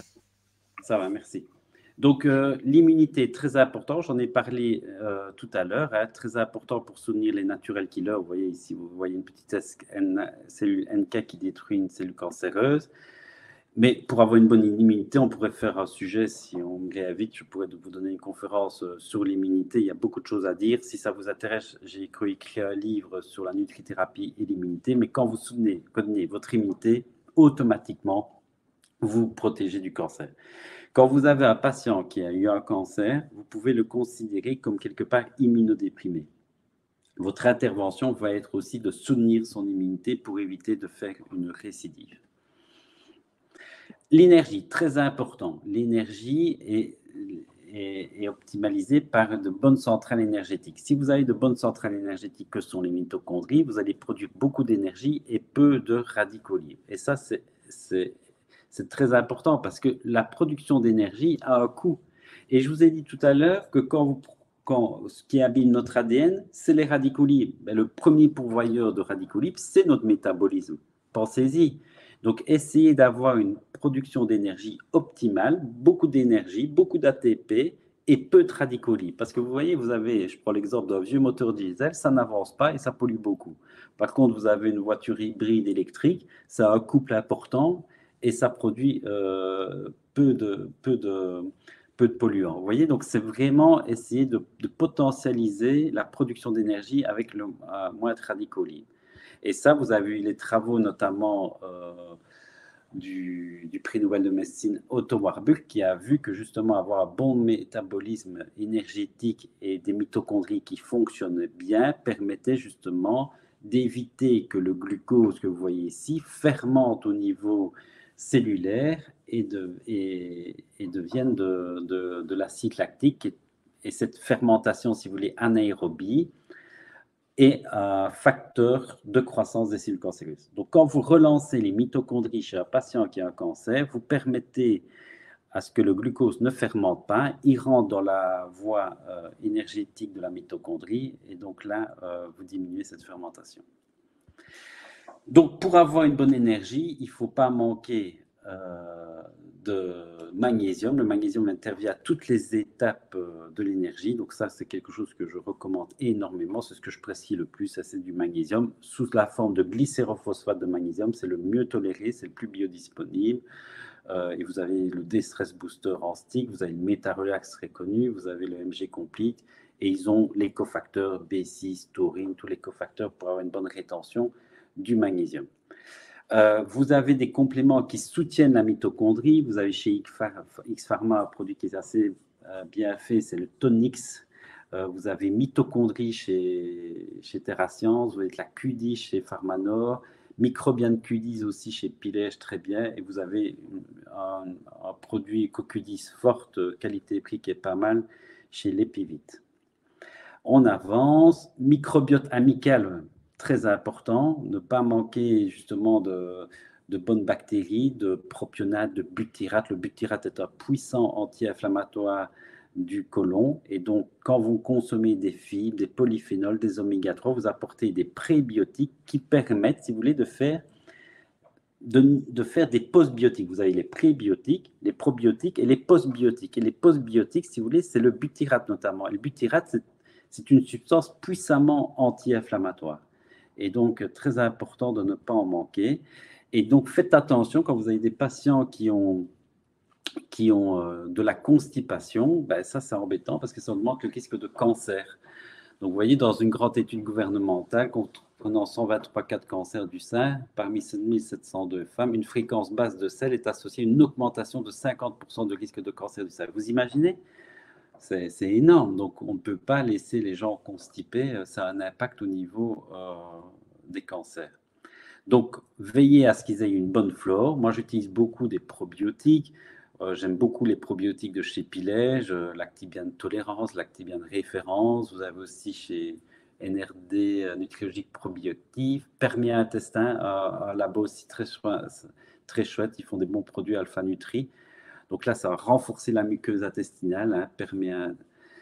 Vous avez aussi chez TerraScience Physiomorgan. Ce sont des complexes, si vous voulez, qui permettent de renforcer la flore intestinale, mais aussi renforcer le mucus, la muqueuse intestinale.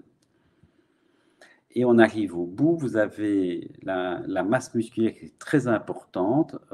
Pourquoi ? Parce que la masse musculaire, c'est le soutien de notre immunité. Quand vous avez une masse musculaire plus importante, vous donnez aux globules blancs ce qu'il faut, notamment de la glutamine, pour faire face aux agressions, si vous voulez. Donc, soutenir la masse musculaire est très, très, très importante dans le cancer. Et pour éviter justement de perdre la masse musculaire, il faut diminuer l'inflammation dans le corps. Et je termine avec les 3 piliers, mais qui ne sont pas vraiment de la nutrie, mais qui me paraissent essentiels à rappeler, c'est-à-dire l'activité physique. Là, il y a plein d'études qui montrent que faire de l'activité physique permet de diminuer le risque de cancer. Vous voyez, les études montrent 20 à 30% dans le cancer du sein, 30 à 40% dans le côlon. Et le risque de récidive, donc ce n'est pas j'aime ou j'aime pas faire du sport, non, c'est essentiel, c'est pas négociable, entre guillemets. Si vous voulez éviter une récidive, il faut vous mettre à faire du sport et on va trouver quelque chose que vous aimez. Ça fait partie de notre travail. Vous voyez, rester assis tue plus que le tabac. Hein. Un point très important, c'est le soutien émotionnel. On voit que les personnes qui sont bien soutenues pendant un cancer, il y a une survie plus importante. Cette dia-là que j'ai eue lors d'une conférence de Jean-Louis Musset, justement, il montre justement une catastrophe. Hein. On est le 11-7 ans, le 12-7 ans, hier c'était le 11-7 ans. Il y a eu une catastrophe. Et on voit que justement, là, quand tu subis une catastrophe comme ça, quand tu es dans les bras de quelqu'un, quand tu es soutenu, ça passe déjà un peu mieux. Et on voit que dans le cancer, un soutien important permet une rémission plus importante et moins un risque de récidive. Il faut en être conscient. Donc, tout ce qui va permettre ça, je pense aux ASBL qui font du soutien dans les hôpitaux et tout ça, essentiel. Vous avez un livre très bien fait qui parle d'énormément de choses, et notamment l'oncologie intégrative du docteur Jean-Louis Misset. Et vous voyez, on voit que les personnes qui ont eu un cancer, ils ont exactement les mêmes traitements, hein, les mêmes chimios, c'est le même cancer, enfin, ils ont les traitements. Et il y en a qui sont soutenus, donc qui reçoivent de l'amour, qui sont soutenus par des groupes de soutien, et bien leur taux de survie est presque doublé. Vous voyez, avec les mêmes traitements. Donc, il ne faut pas négliger cet aspect émotionnel. Il y a beaucoup d'études que vous avez. Donc, diminuer le stress, c'est mauvais parce que le stress est nuisible pour notre immunité. Ça fait diminuer notamment les natural killers. Donc, vous avez des plantes exceptionnelles, des plantes adaptogènes comme le safran, la rhodiola, l'ashwagandha. Et donc, il existe un produit comme Minstress qui est une concentration très importante d'ashwagandha. Vous avez le mélorian qui est la rhodiola. Vous avez chez Lipivit Zenvit, chez Nutergia Ergistress, chez BeLife l'ashwagandha. Donc, vous avez, n'hésitez pas à donner des fois des plantes adaptogènes qui vont permettre, parce que c'est quelque chose qui est très difficile en cancer, qui vont leur permettre, si vous voulez, d'être plus fort face à ces difficultés, face à cette peur. Et donc, on peut essayer justement de les aider avec de la phytothérapie. N'oubliez pas, soutenez le sommeil. Un bon sommeil est réparateur. L'ADN est abîmé dans le cancer, donc il faut régénérer cet ADN. On a des petits chirurgiens de l'ADN qui permettent de réparer. Et donc, ça, il faut du sommeil. Pendant que je dors, si vous voulez, tous ces mécanismes de régénération vont se mettre en place. Parce que si vous voulez, comme la journée, toute l'énergie est utilisée à des tâches de défense, de maintenance, de restauration, d'action physique, pardon, d'intellectuel, il n'y a pas de place pour justement la réparation. Donc, c'est la nuit que le corps se répare. C'est un peu comme votre bureau, vous n'allez pas commencer à passer l'aspirateur pendant que vous avez des patients. Vous allez attendre que tout le monde soit parti. Et bien, le corps, c'est pareil. Il va régénérer, détoxifier, réparer quand on lui fout la paix. Donc, quand vous dormez, vous vous réparez. Ça va. Moi, j'ai cru longtemps que dormir, c'était une perte de temps parce que j'ai tellement de trucs à faire. Mais non. Grâce à ce que je dorme bien, je vais vivre plus longtemps et je vais pouvoir faire plus de choses. Ça va? Donc, voyez les choses comme ça, parce que c'est essentiel. Et donc, pour bien dormir, il nous faut de la mélatonine dans le cerveau. Et cette mélatonine, vous n'imaginez pas le nombre de publications que vous trouvez maintenant sur PubMed sur l'impact que ça a au niveau du cancer. Ça agit au niveau des phases d'initiation, de progression et de métastase. Regardez, la mélatonine, ça agit à plein niveau. Et les études sont formelles. Des personnes qui dorment mal ont plus de risques de cancer. Dans une grande cohorte de celle des médecins suivis par Harvard, le suivi pendant 30 ans de 36 682 infirmières affectées par un cancer du sein voient leur mortalité augmenter de 35% en cas de mauvais sommeil. Vous voyez, je vous ai mis d'autres études ici. Une étude ici en Allemagne, encore le cancer du sein, un mauvais sommeil est associé à un risque d'augmentation de 32%. Donc vous voyez, le sommeil, le manque de sommeil augmente le risque de cancer. Et on voit ça beaucoup chez les femmes qui font des travails postés, les hôtesses de l'air, les infirmières. Donc, faites attention, ce sont des métiers à risque quelque part. Ah donc, quand vous avez des personnes comme ça qui ne dorment pas bien, vous devez les aider. Et là, il y a des produits maintenant exceptionnels parce que autant les médicaments, il y a des accoutumances très rapides et on ne sait plus s'en défaire. Autant en phytothérapie, on a des trucs extraordinaires. Et aussi, maintenant, on a la mélatonine. N'ayez pas peur, n'hésitez pas à en prendre. Moi, j'en prends tous les jours. C'est quelque chose qui est très protecteur parce qu'il faut comprendre que la mélatonine, si vous voulez, c'est un anti-hormone. Il faut savoir que la puberté de la jeune fille est déclenchée par une baisse de la mélatonine. Donc, quand vous avez beaucoup de mélatonine, vous réprimez vos hormones.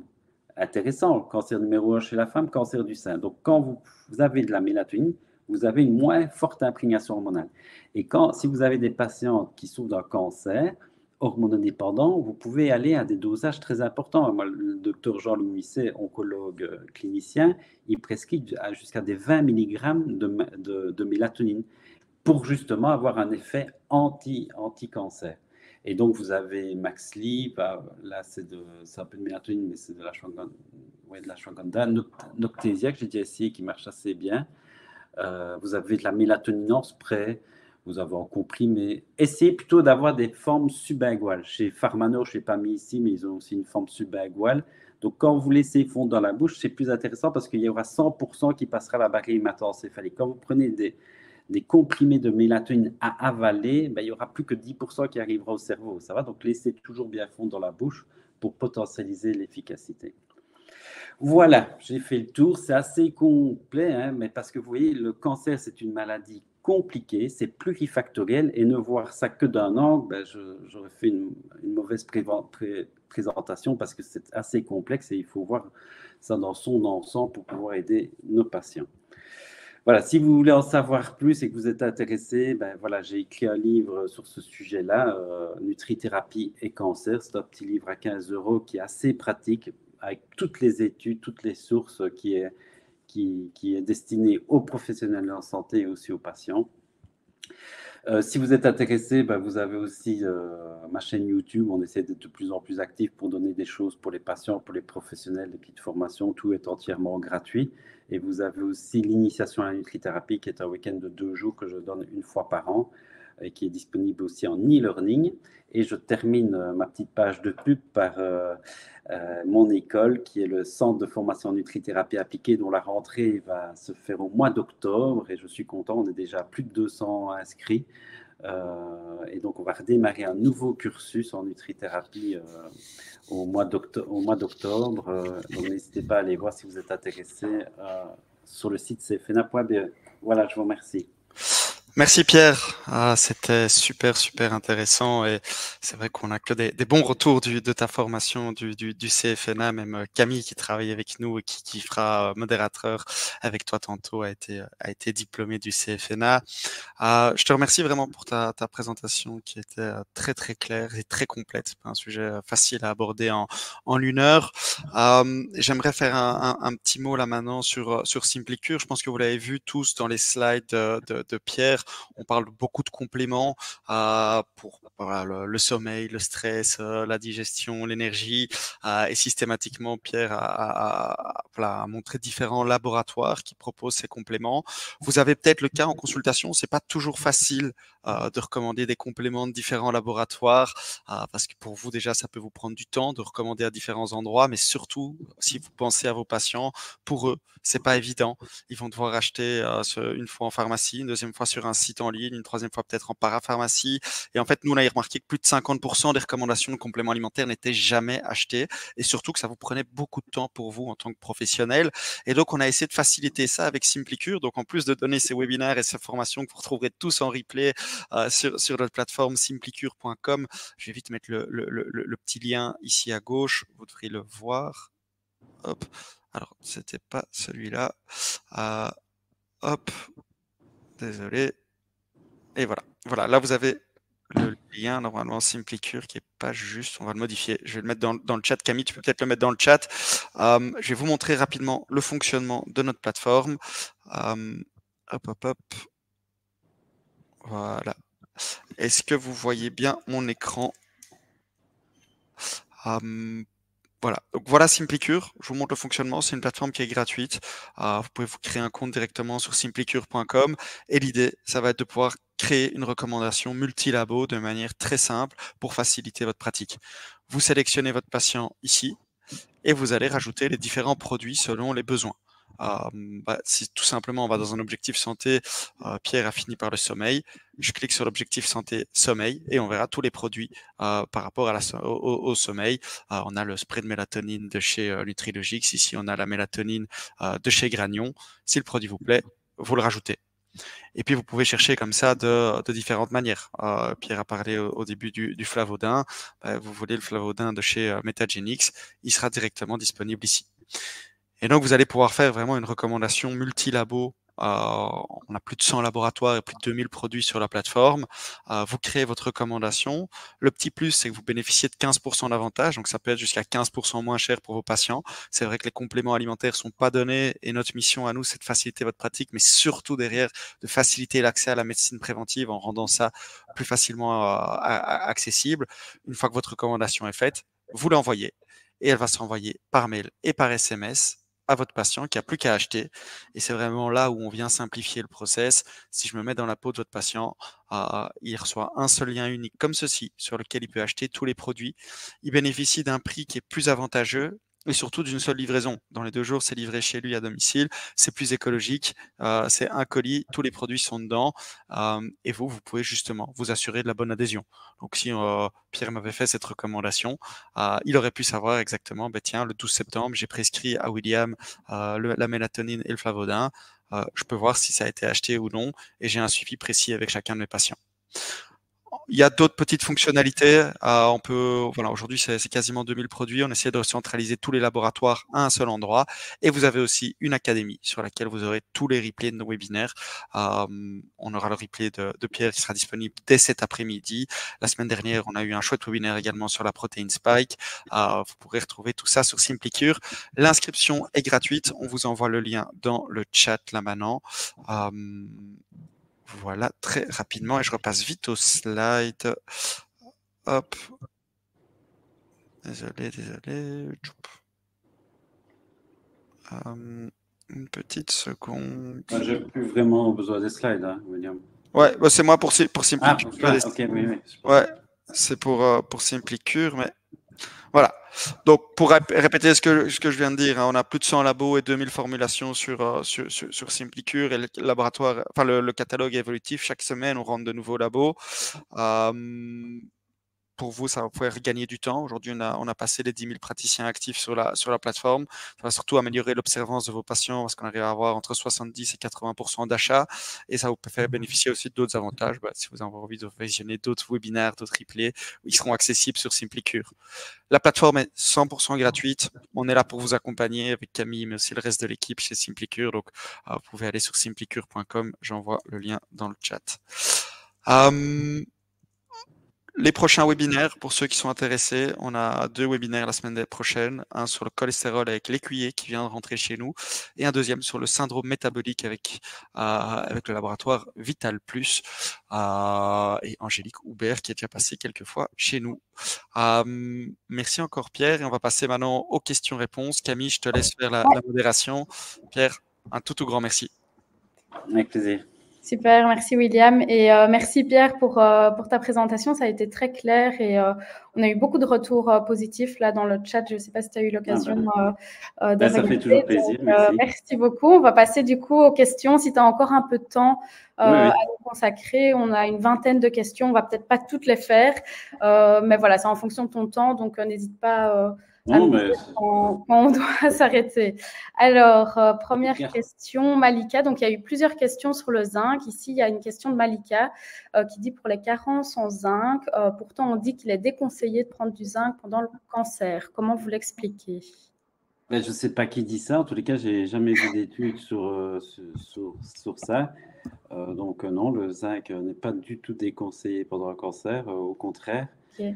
Maintenant, ça sert à de prendre des trop grosses doses de zinc non plus, à 15-18 mg, sous forme plutôt de citrate, parce que le citrate de zinc, c'est le zinc le plus biodisponible. C'est d'ailleurs sous cette forme-là qu'il est au niveau du lait maternel. Donc, moi, je prendrais... Maintenant, vous pouvez objectiver, si vous avez un patient qui est végétarien, vegan, il faut savoir que le zinc animal est beaucoup mieux assimilé que le zinc végétal à cause des phytates que vous retrouvez dans les légumineuses et tout ça, qui sont très intéressants, mais voilà, il y a un facteur antinutritionnel qui est le zinc. Donc, si vous avez affaire à une personne végétarienne, vous êtes plus sujet à devoir certainement la complémenter. Si vous avez affaire à une personne qui a plus de 65-70 ans, les statistiques... ont montré que presque 90% étaient carencés en zinc. Donc là, sans crainte, vous pouvez complémenter en zinc. C'est ça. Ça permet de rebondir du coup sur la seconde question par rapport au zinc. Valérie qui nous demande si on peut donner du zinc du coup sans dosage au préalable. Oui, si vous prenez des dosages nutritionnels comme vous trouvez dans les complexes multivitaminés, oui, c'est souvent des dosages en 10 et 18 mg. Donc, il y aura pas de souci. Ok. Super. Peggy qui... quelque chose aussi que... que je pensais, parce que j'en ai parlé justement avec une collègue, il y a des compléments qui contiennent 50-60 mg de zinc. Ça, je déconseille. Vous voyez, c'est toujours le... Parce que si vous prenez trop de zinc, votre intestin va fabriquer une protéine anti-zinc, la mélanothionine, si vous voulez, qui va diminuer son absorption. Donc, vous voyez, à vouloir bien faire, on se dit, bah, il est fort carencé, je vais leur donner plein. Ben, vous risquez de créer une carence. Ça va? Donc, restez avec le zinc dans des dosages plutôt nutritionnels, 18-20 mg quotidiennement. Ça va? Et le fer, c'est pareil qu'on doit complémenter. Voilà, il ne faut pas non plus aller avec des dosages trop importants. Je vous le dis parce qu'il y a des labos qui proposent, j'étais étonné, des dosages de zinc beaucoup trop importants. Ok, c'est bien clair, merci. Justement, par rapport au fer, il y a Peggy qui nous demande que faire pour le fer qui est en excès. Voilà, elle demande si vous aviez des pistes par rapport à ça. Camille, tu pourrais répondre facilement à cette question-là. Mais pour boire du thé en fin de repas, les tanins diminuent l'absorption du fer. Et alors, attends, parce que j'ai quelque chose. Voilà. Je disais ça. Si c'est possible de saigner ou aller donner son sang, moi j'encourage tous les hommes à aller donner votre sang parce que ça vous fera diminuer votre ferritine de moitié après le don. Donc si vous avez une ferritine à 400, ben, vous allez diminuer peut-être à 200, 250. Donc allez donner votre sang. Si vous avez la maladie, l'hématochromatose, ça, il n'y a pas le choix. On meurt d'avoir une ferritine trop élevée, un excès de fer. Et diminuer la viande rouge naturellement. Et l'inverse, quelqu'un qui est carencé en fer, manger plus de viande rouge parce que c'est du fer héminique plus assimilable. Prendre de la vitamine C en fin de repas pour augmenter l'absorption par 7 du fer végétal et de ne pas donner son sang. C'est ça, bien clair. Question tuyau pour le CFNA. Oui.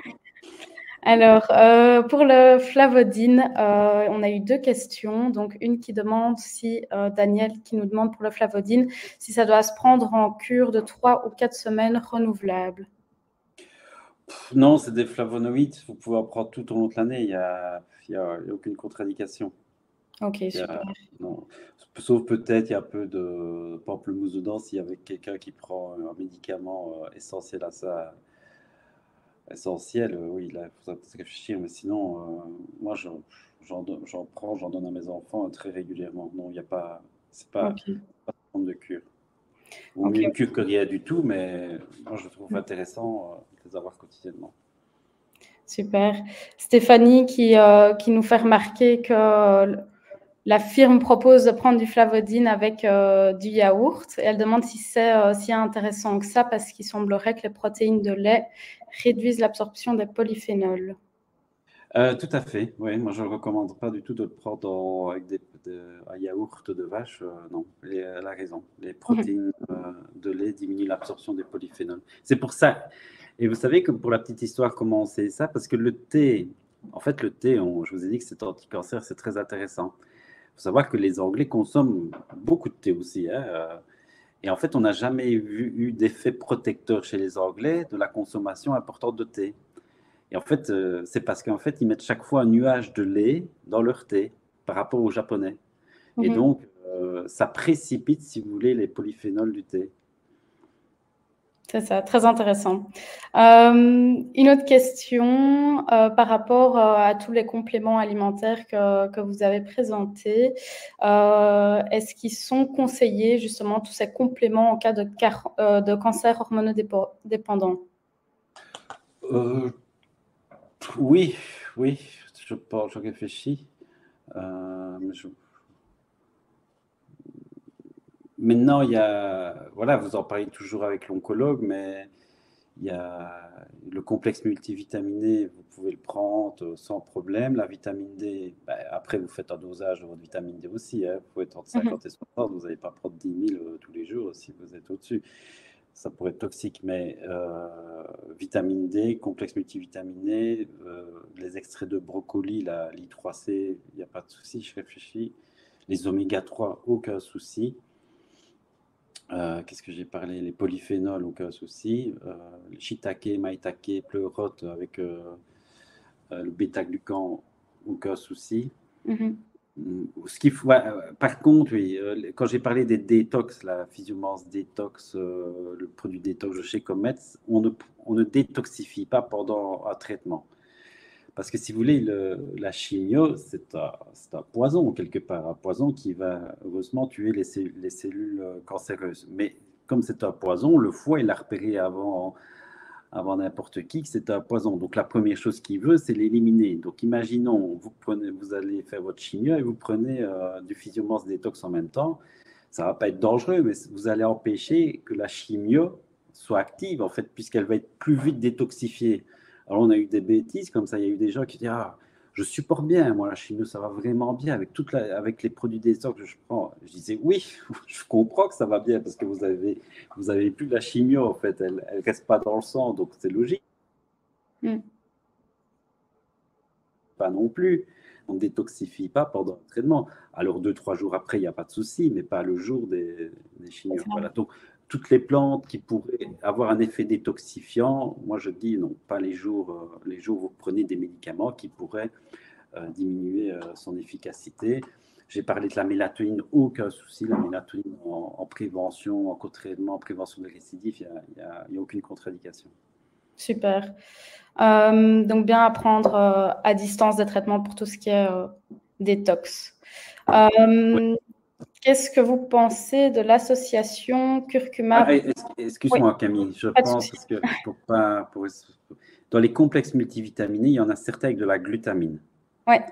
Donc, par exemple, je pense à Multigénix, la gamme Multigénix, notamment le Multigénix Senior, qui est un super complément multivitaminé, mais il y a 500 mg de glutamine. La glutamine, on n'en donne pas pendant le cancer parce que c'est super important pour la multiplication des globules blancs, c'est le carburant privilégié des antirocytes, tout ça, on est OK, mais malheureusement, on a vu que c'était aussi un carburant des cellules cancéreuses.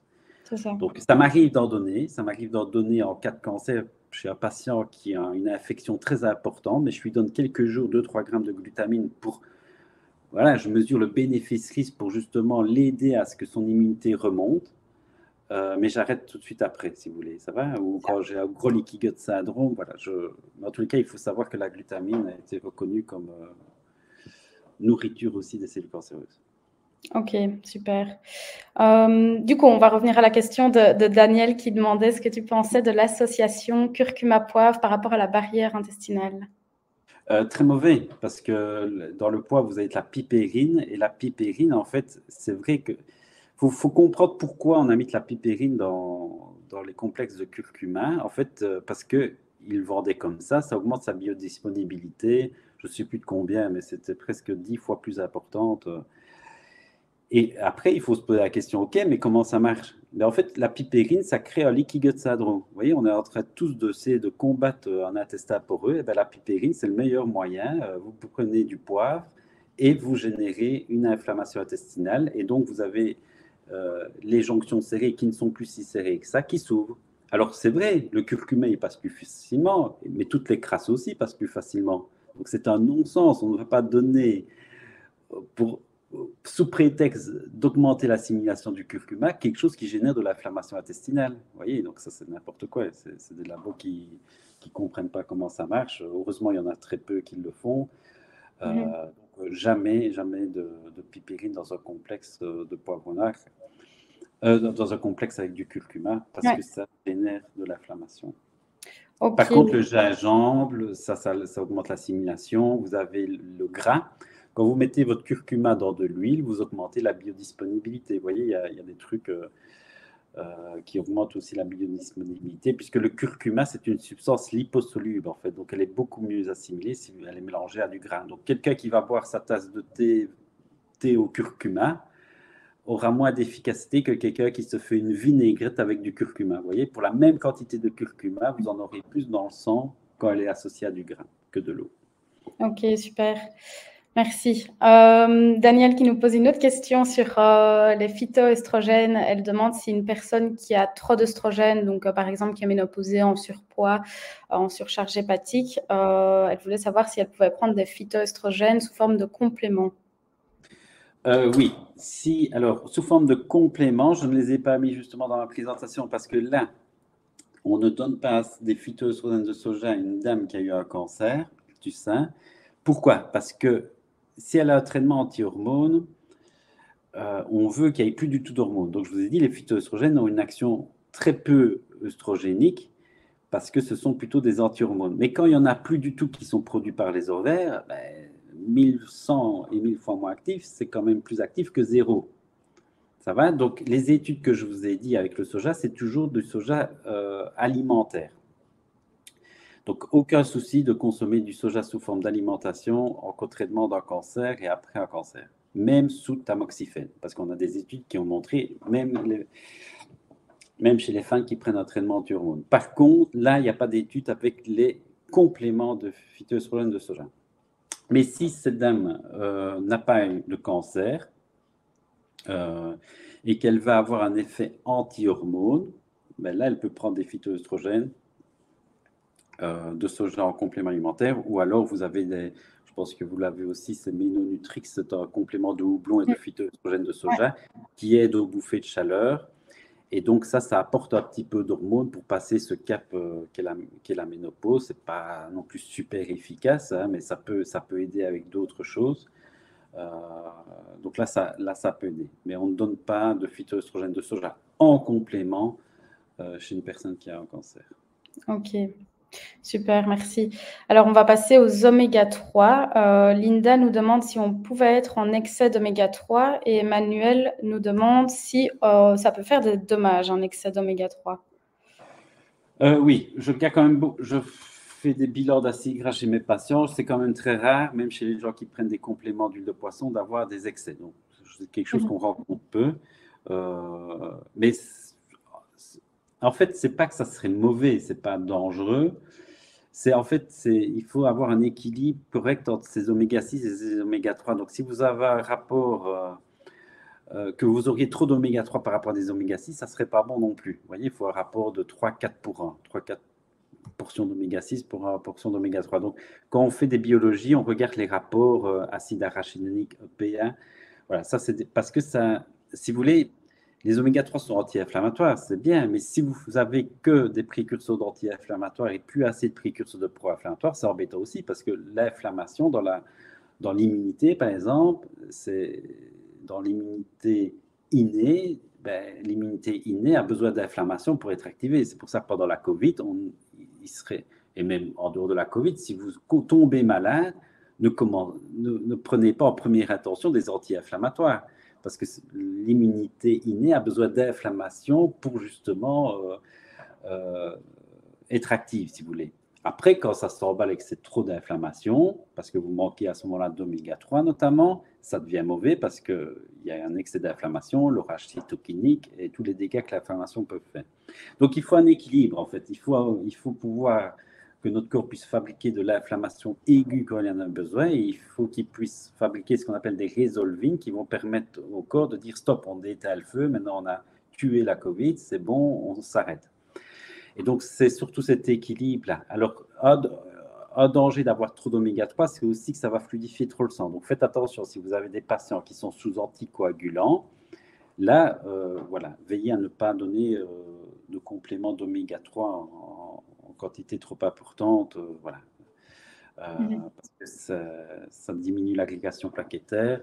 On a ça aussi avec la vitamine E en grande quantité, le curcuma aussi. Le curcuma, donc vous imaginez l'ail aussi, si vous prenez des anticoagulants et que vous prenez tous les jours de l'ail, du curcuma, 400-500 mg de CoQ10, des oméga 3, ben là ça va être trop fluide, c'est pas bon non plus. Ok, super. Toujours dans la catégorie oméga 3, Tiffany nous demande si 2 cuillères à café d'huile de lin le soir pourrait être aussi efficace que des compléments d'oméga 3. Oui et non. Je m'explique parce qu'en fait, là, elle va prendre des oméga 3 à chaîne courte et l'EPA et DHA, c'est des chaînes longues. Ils doivent passer par des enzymes qu'on appelle des désaturases, des élongases. Et donc, si vous voulez, quand on est jeune, en bonne santé, qu'on mange équilibré, qu'on n'a aucune carence, notamment de zinc, on peut imaginer que les oméga 3, l'acide alpha-linoléique, puissent se transformer, grâce à nos enzymes, en EPA-DHA. Mais ça ne se fait pas bien chez tout le monde. En vieillissant, ça se fait de moins en moins. Et chez les tout petits, ça ne se fait pas du tout. Donc, c'est pour ça que chez les enfants jusqu'à 3-4 ans, je pense qu'il faut leur donner de l'huile de poisson pour avoir les oméga-3 longue chaîne. Donc, voilà. Le mieux alors, si vous prenez, c'est de doser en fait. Vous faites une fois un dosage de vos acides gras érythrocytaires et vous verrez si vous arrivez à cascader votre acide alpha-linoléique. Et certains ne le font pas à cause que les enzymes ne sont pas assez présentes. C'est pour ça que ne prenez pas un complément d'huile de poisson de lin, enfin un complément d'oméga 3 de lin, ça n'a pas trop de sens, vous l'avez directement dans l'assiette. Mais par contre, si vous prenez des oméga 3, prenez des oméga 3, soit d'algues, ou si vous êtes vegan, ou alors, si vous ne l'êtes pas, ben, vous pouvez prendre de l'huile de poisson, des petits poissons, sardines, maquereaux, il y a le krill aussi, il y a des compléments à base de krill. Et là, vous aurez directement les longues chaînes, EPA, DHA. Super. Parce qu'on a sur tout cela. Très bien. On va passer à la vitamine D maintenant. Donc, Amélie nous demande quel dosage tu préconises en cas de carence et quel est le taux optimal pour le cancer du sein ou de la prostate. Le taux optimal, c'est dans sa biologie, on calcule que le taux soit entre 50 et 60 nanogrammes par millilitre. Voilà, même s'il a un peu plus que 60, il n'y a pas de souci. Mais entre 50 et 60, c'est là que l'effet est le plus important. Et au niveau du dosage, c'est comment arriver le plus vite possible à ces 50. Donc, si j'ai une patiente qui a un taux de vitamine D, je sais pas, qui est à 15 et que je veux qu'elle arrive très vite à 50, je vais lui donner 5, 6, 7, 8 000 unités tous les jours, vous voyez. Et puis, une fois que j'y serai arrivé, eh ben, je ne dis pas d'arrêter, parce que ça, c'est l'erreur de certains médecins. Ils voient dans la prise de sang, ah, ton taux de vitamine D, il est bon, hein, tu peux arrêter tes compléments. Ah ben oui, mais ça va redescendre comme c'est monté. Donc non, on n'arrête pas. On garde un taux qui permet de maintenir le taux auquel on est arrivé. En moyenne, hein, ça dépend aussi, parce qu'on a tous notre génétique, notre transporteur de vitamine D, mais en moyenne, il faut au moins prendre 1000 à 2000 unités tous les jours pour maintenir votre taux. Ça va? Moi, j'ai fait une biologie, je suis à 50 et je prends tous les jours 2000. Et je suis à 50 depuis des années maintenant. Mais je n'augmente plus. Je ne suis pas à 70, pourtant je prends 2000 tous les jours. En fait, je maintiens juste le taux, vous voyez? Si je veux augmenter, ben, je devrais en prendre 3-4 000 par jour. Donc ça, voilà, si vous faites une biologie, faites-le une fois et puis 6 mois après, vous la refaites pour voir un peu comment vous montez. Mais ça a du sens, peut-être, pendant un mois ou deux, de prendre 5-6 000 unités tous les jours pour atteindre le plus vite possible un taux optimal. Et puis, on continue en maintenant.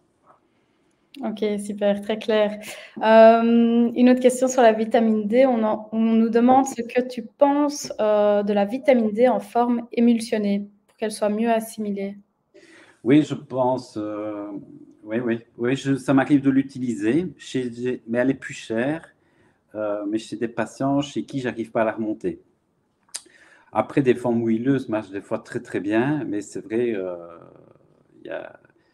il y a des personnes chez qui ça ne remonte pas, mais c'est pas en première intention, parce que comme c'est un peu plus cher, voilà, je regarde aussi au budget de mes patients et que, voilà, quand je vous ai présenté, il y a plein, franchement, la vitamine D, c'est tous de la vitamine D3. Maintenant, il n'y a pas de labo qui fait de la mauvaise vitamine D. Donc, à un moment donné, mon critère de prescription, ça va être la qualité-prix. Et donc, le prix est important. C'est pour ça que je me suis permis de mettre en avant Pharmanor, qui ont, à ma connaissance, un prix très concurrentiel par rapport à la vitamine D. Et des dosages intéressants, 1500, 3000. Mais voilà, si vous voyez que ça ne remonte pas avec une classique, on va dire, n'hésitez pas à utiliser. Vous aurez certainement de meilleurs résultats avec la micro-émulsionnée. Super, parfait. Marie-Pierre nous demande si toutes tes recommandations qui ont été données aujourd'hui sont aussi valables pour les cancers du sang. Oui. Maintenant, vous voyez, j'ai parlé de la glutamine. C'est encore plus dangereux de donner de la glutamine dans un cancer du sein, lymphome. Voilà, c'est parce que ça nourrit directement les globules blancs. Oui, mais c'est valable. C'est valable. Ok, super. Au niveau hygiène alimentaire, oui, Ok. Alors, pour le microbiote, Malika nous demande ce que tu penses de l'Akkermansia pasteurisée. Alors, l'Akkermansia, là, on sort un petit peu du cancer. Hein. Ouais.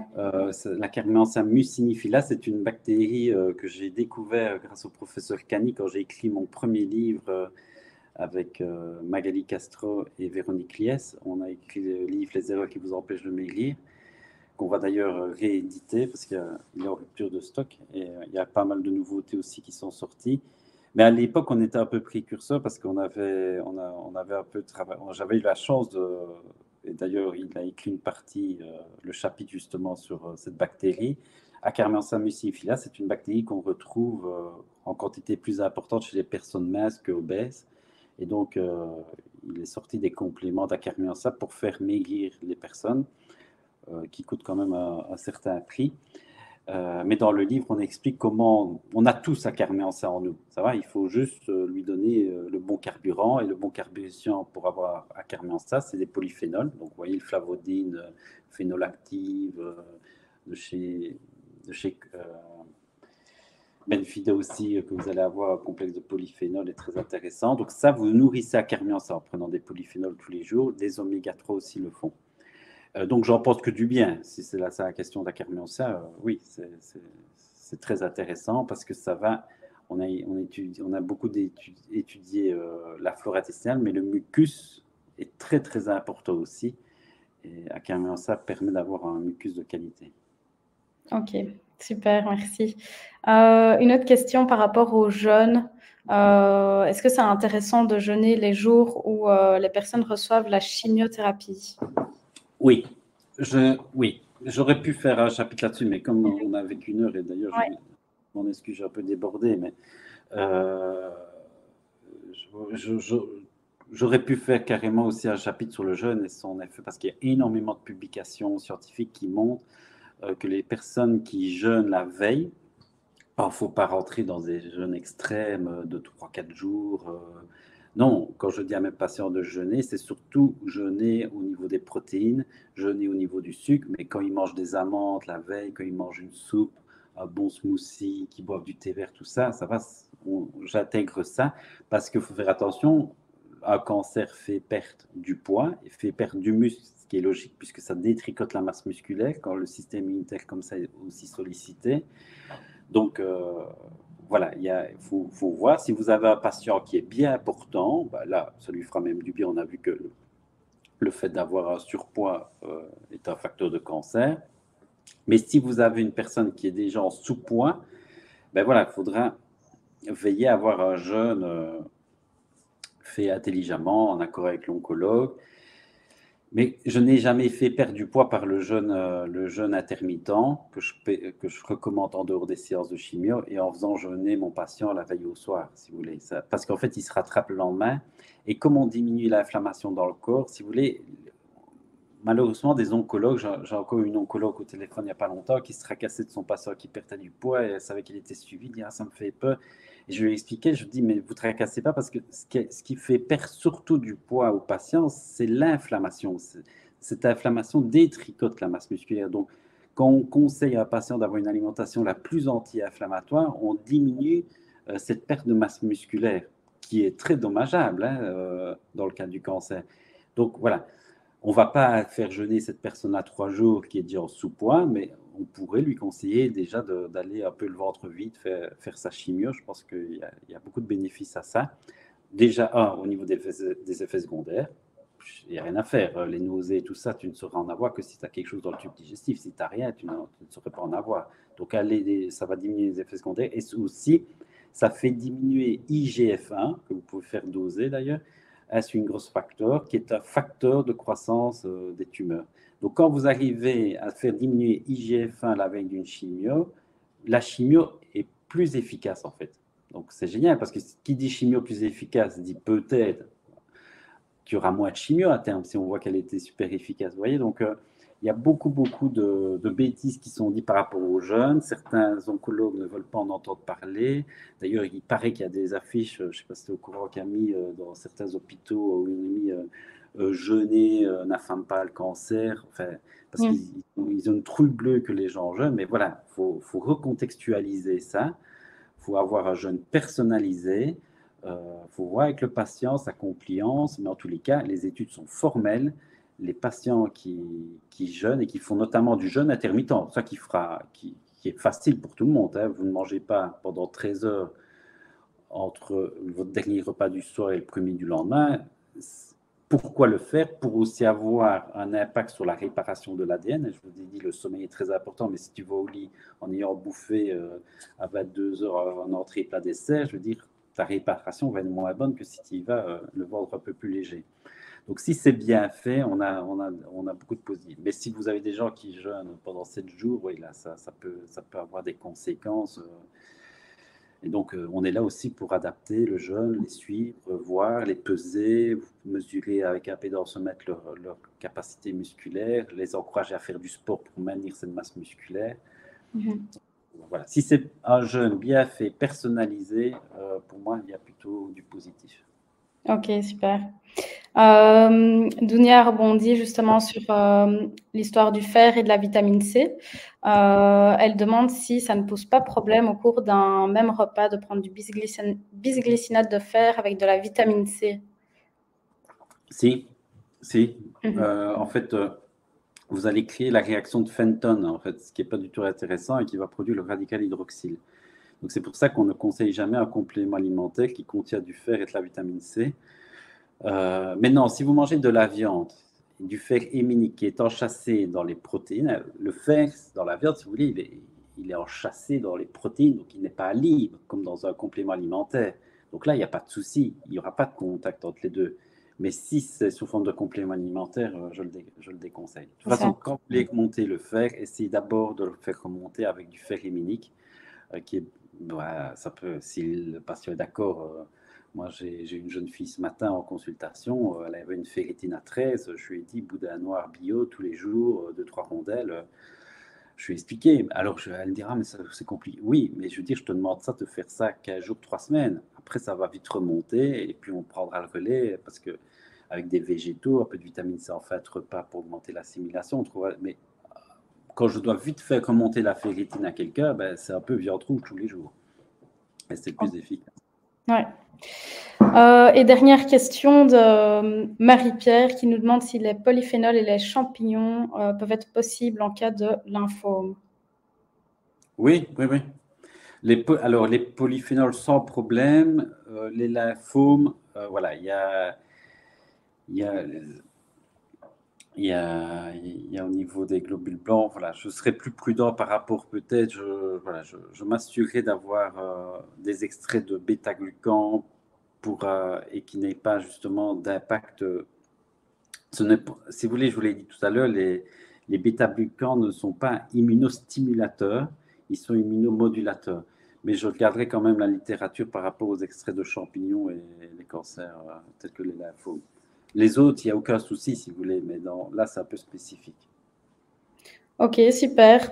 Un tout grand merci. Je pense qu'on a fait le tour des questions. Il y en avait vraiment pas mal. Je vais finir sur un commentaire très positif de Christine qui nous a dit juste un commentaire en tant que médecin, webinaire très clair et passionnant. Parfait, merci beaucoup. Je trouve ça chouette de finir sur une note positive. Oui, donc, ça fait plaisir. Merci Christine et à tous les participants pour vos interactions, ça nous fait plaisir. On espère que ce webinaire vous a plu. Et merci à toi, Pierre, pour ton intervention aujourd'hui. C'était très clair, super intéressant. Donc voilà, merci beaucoup.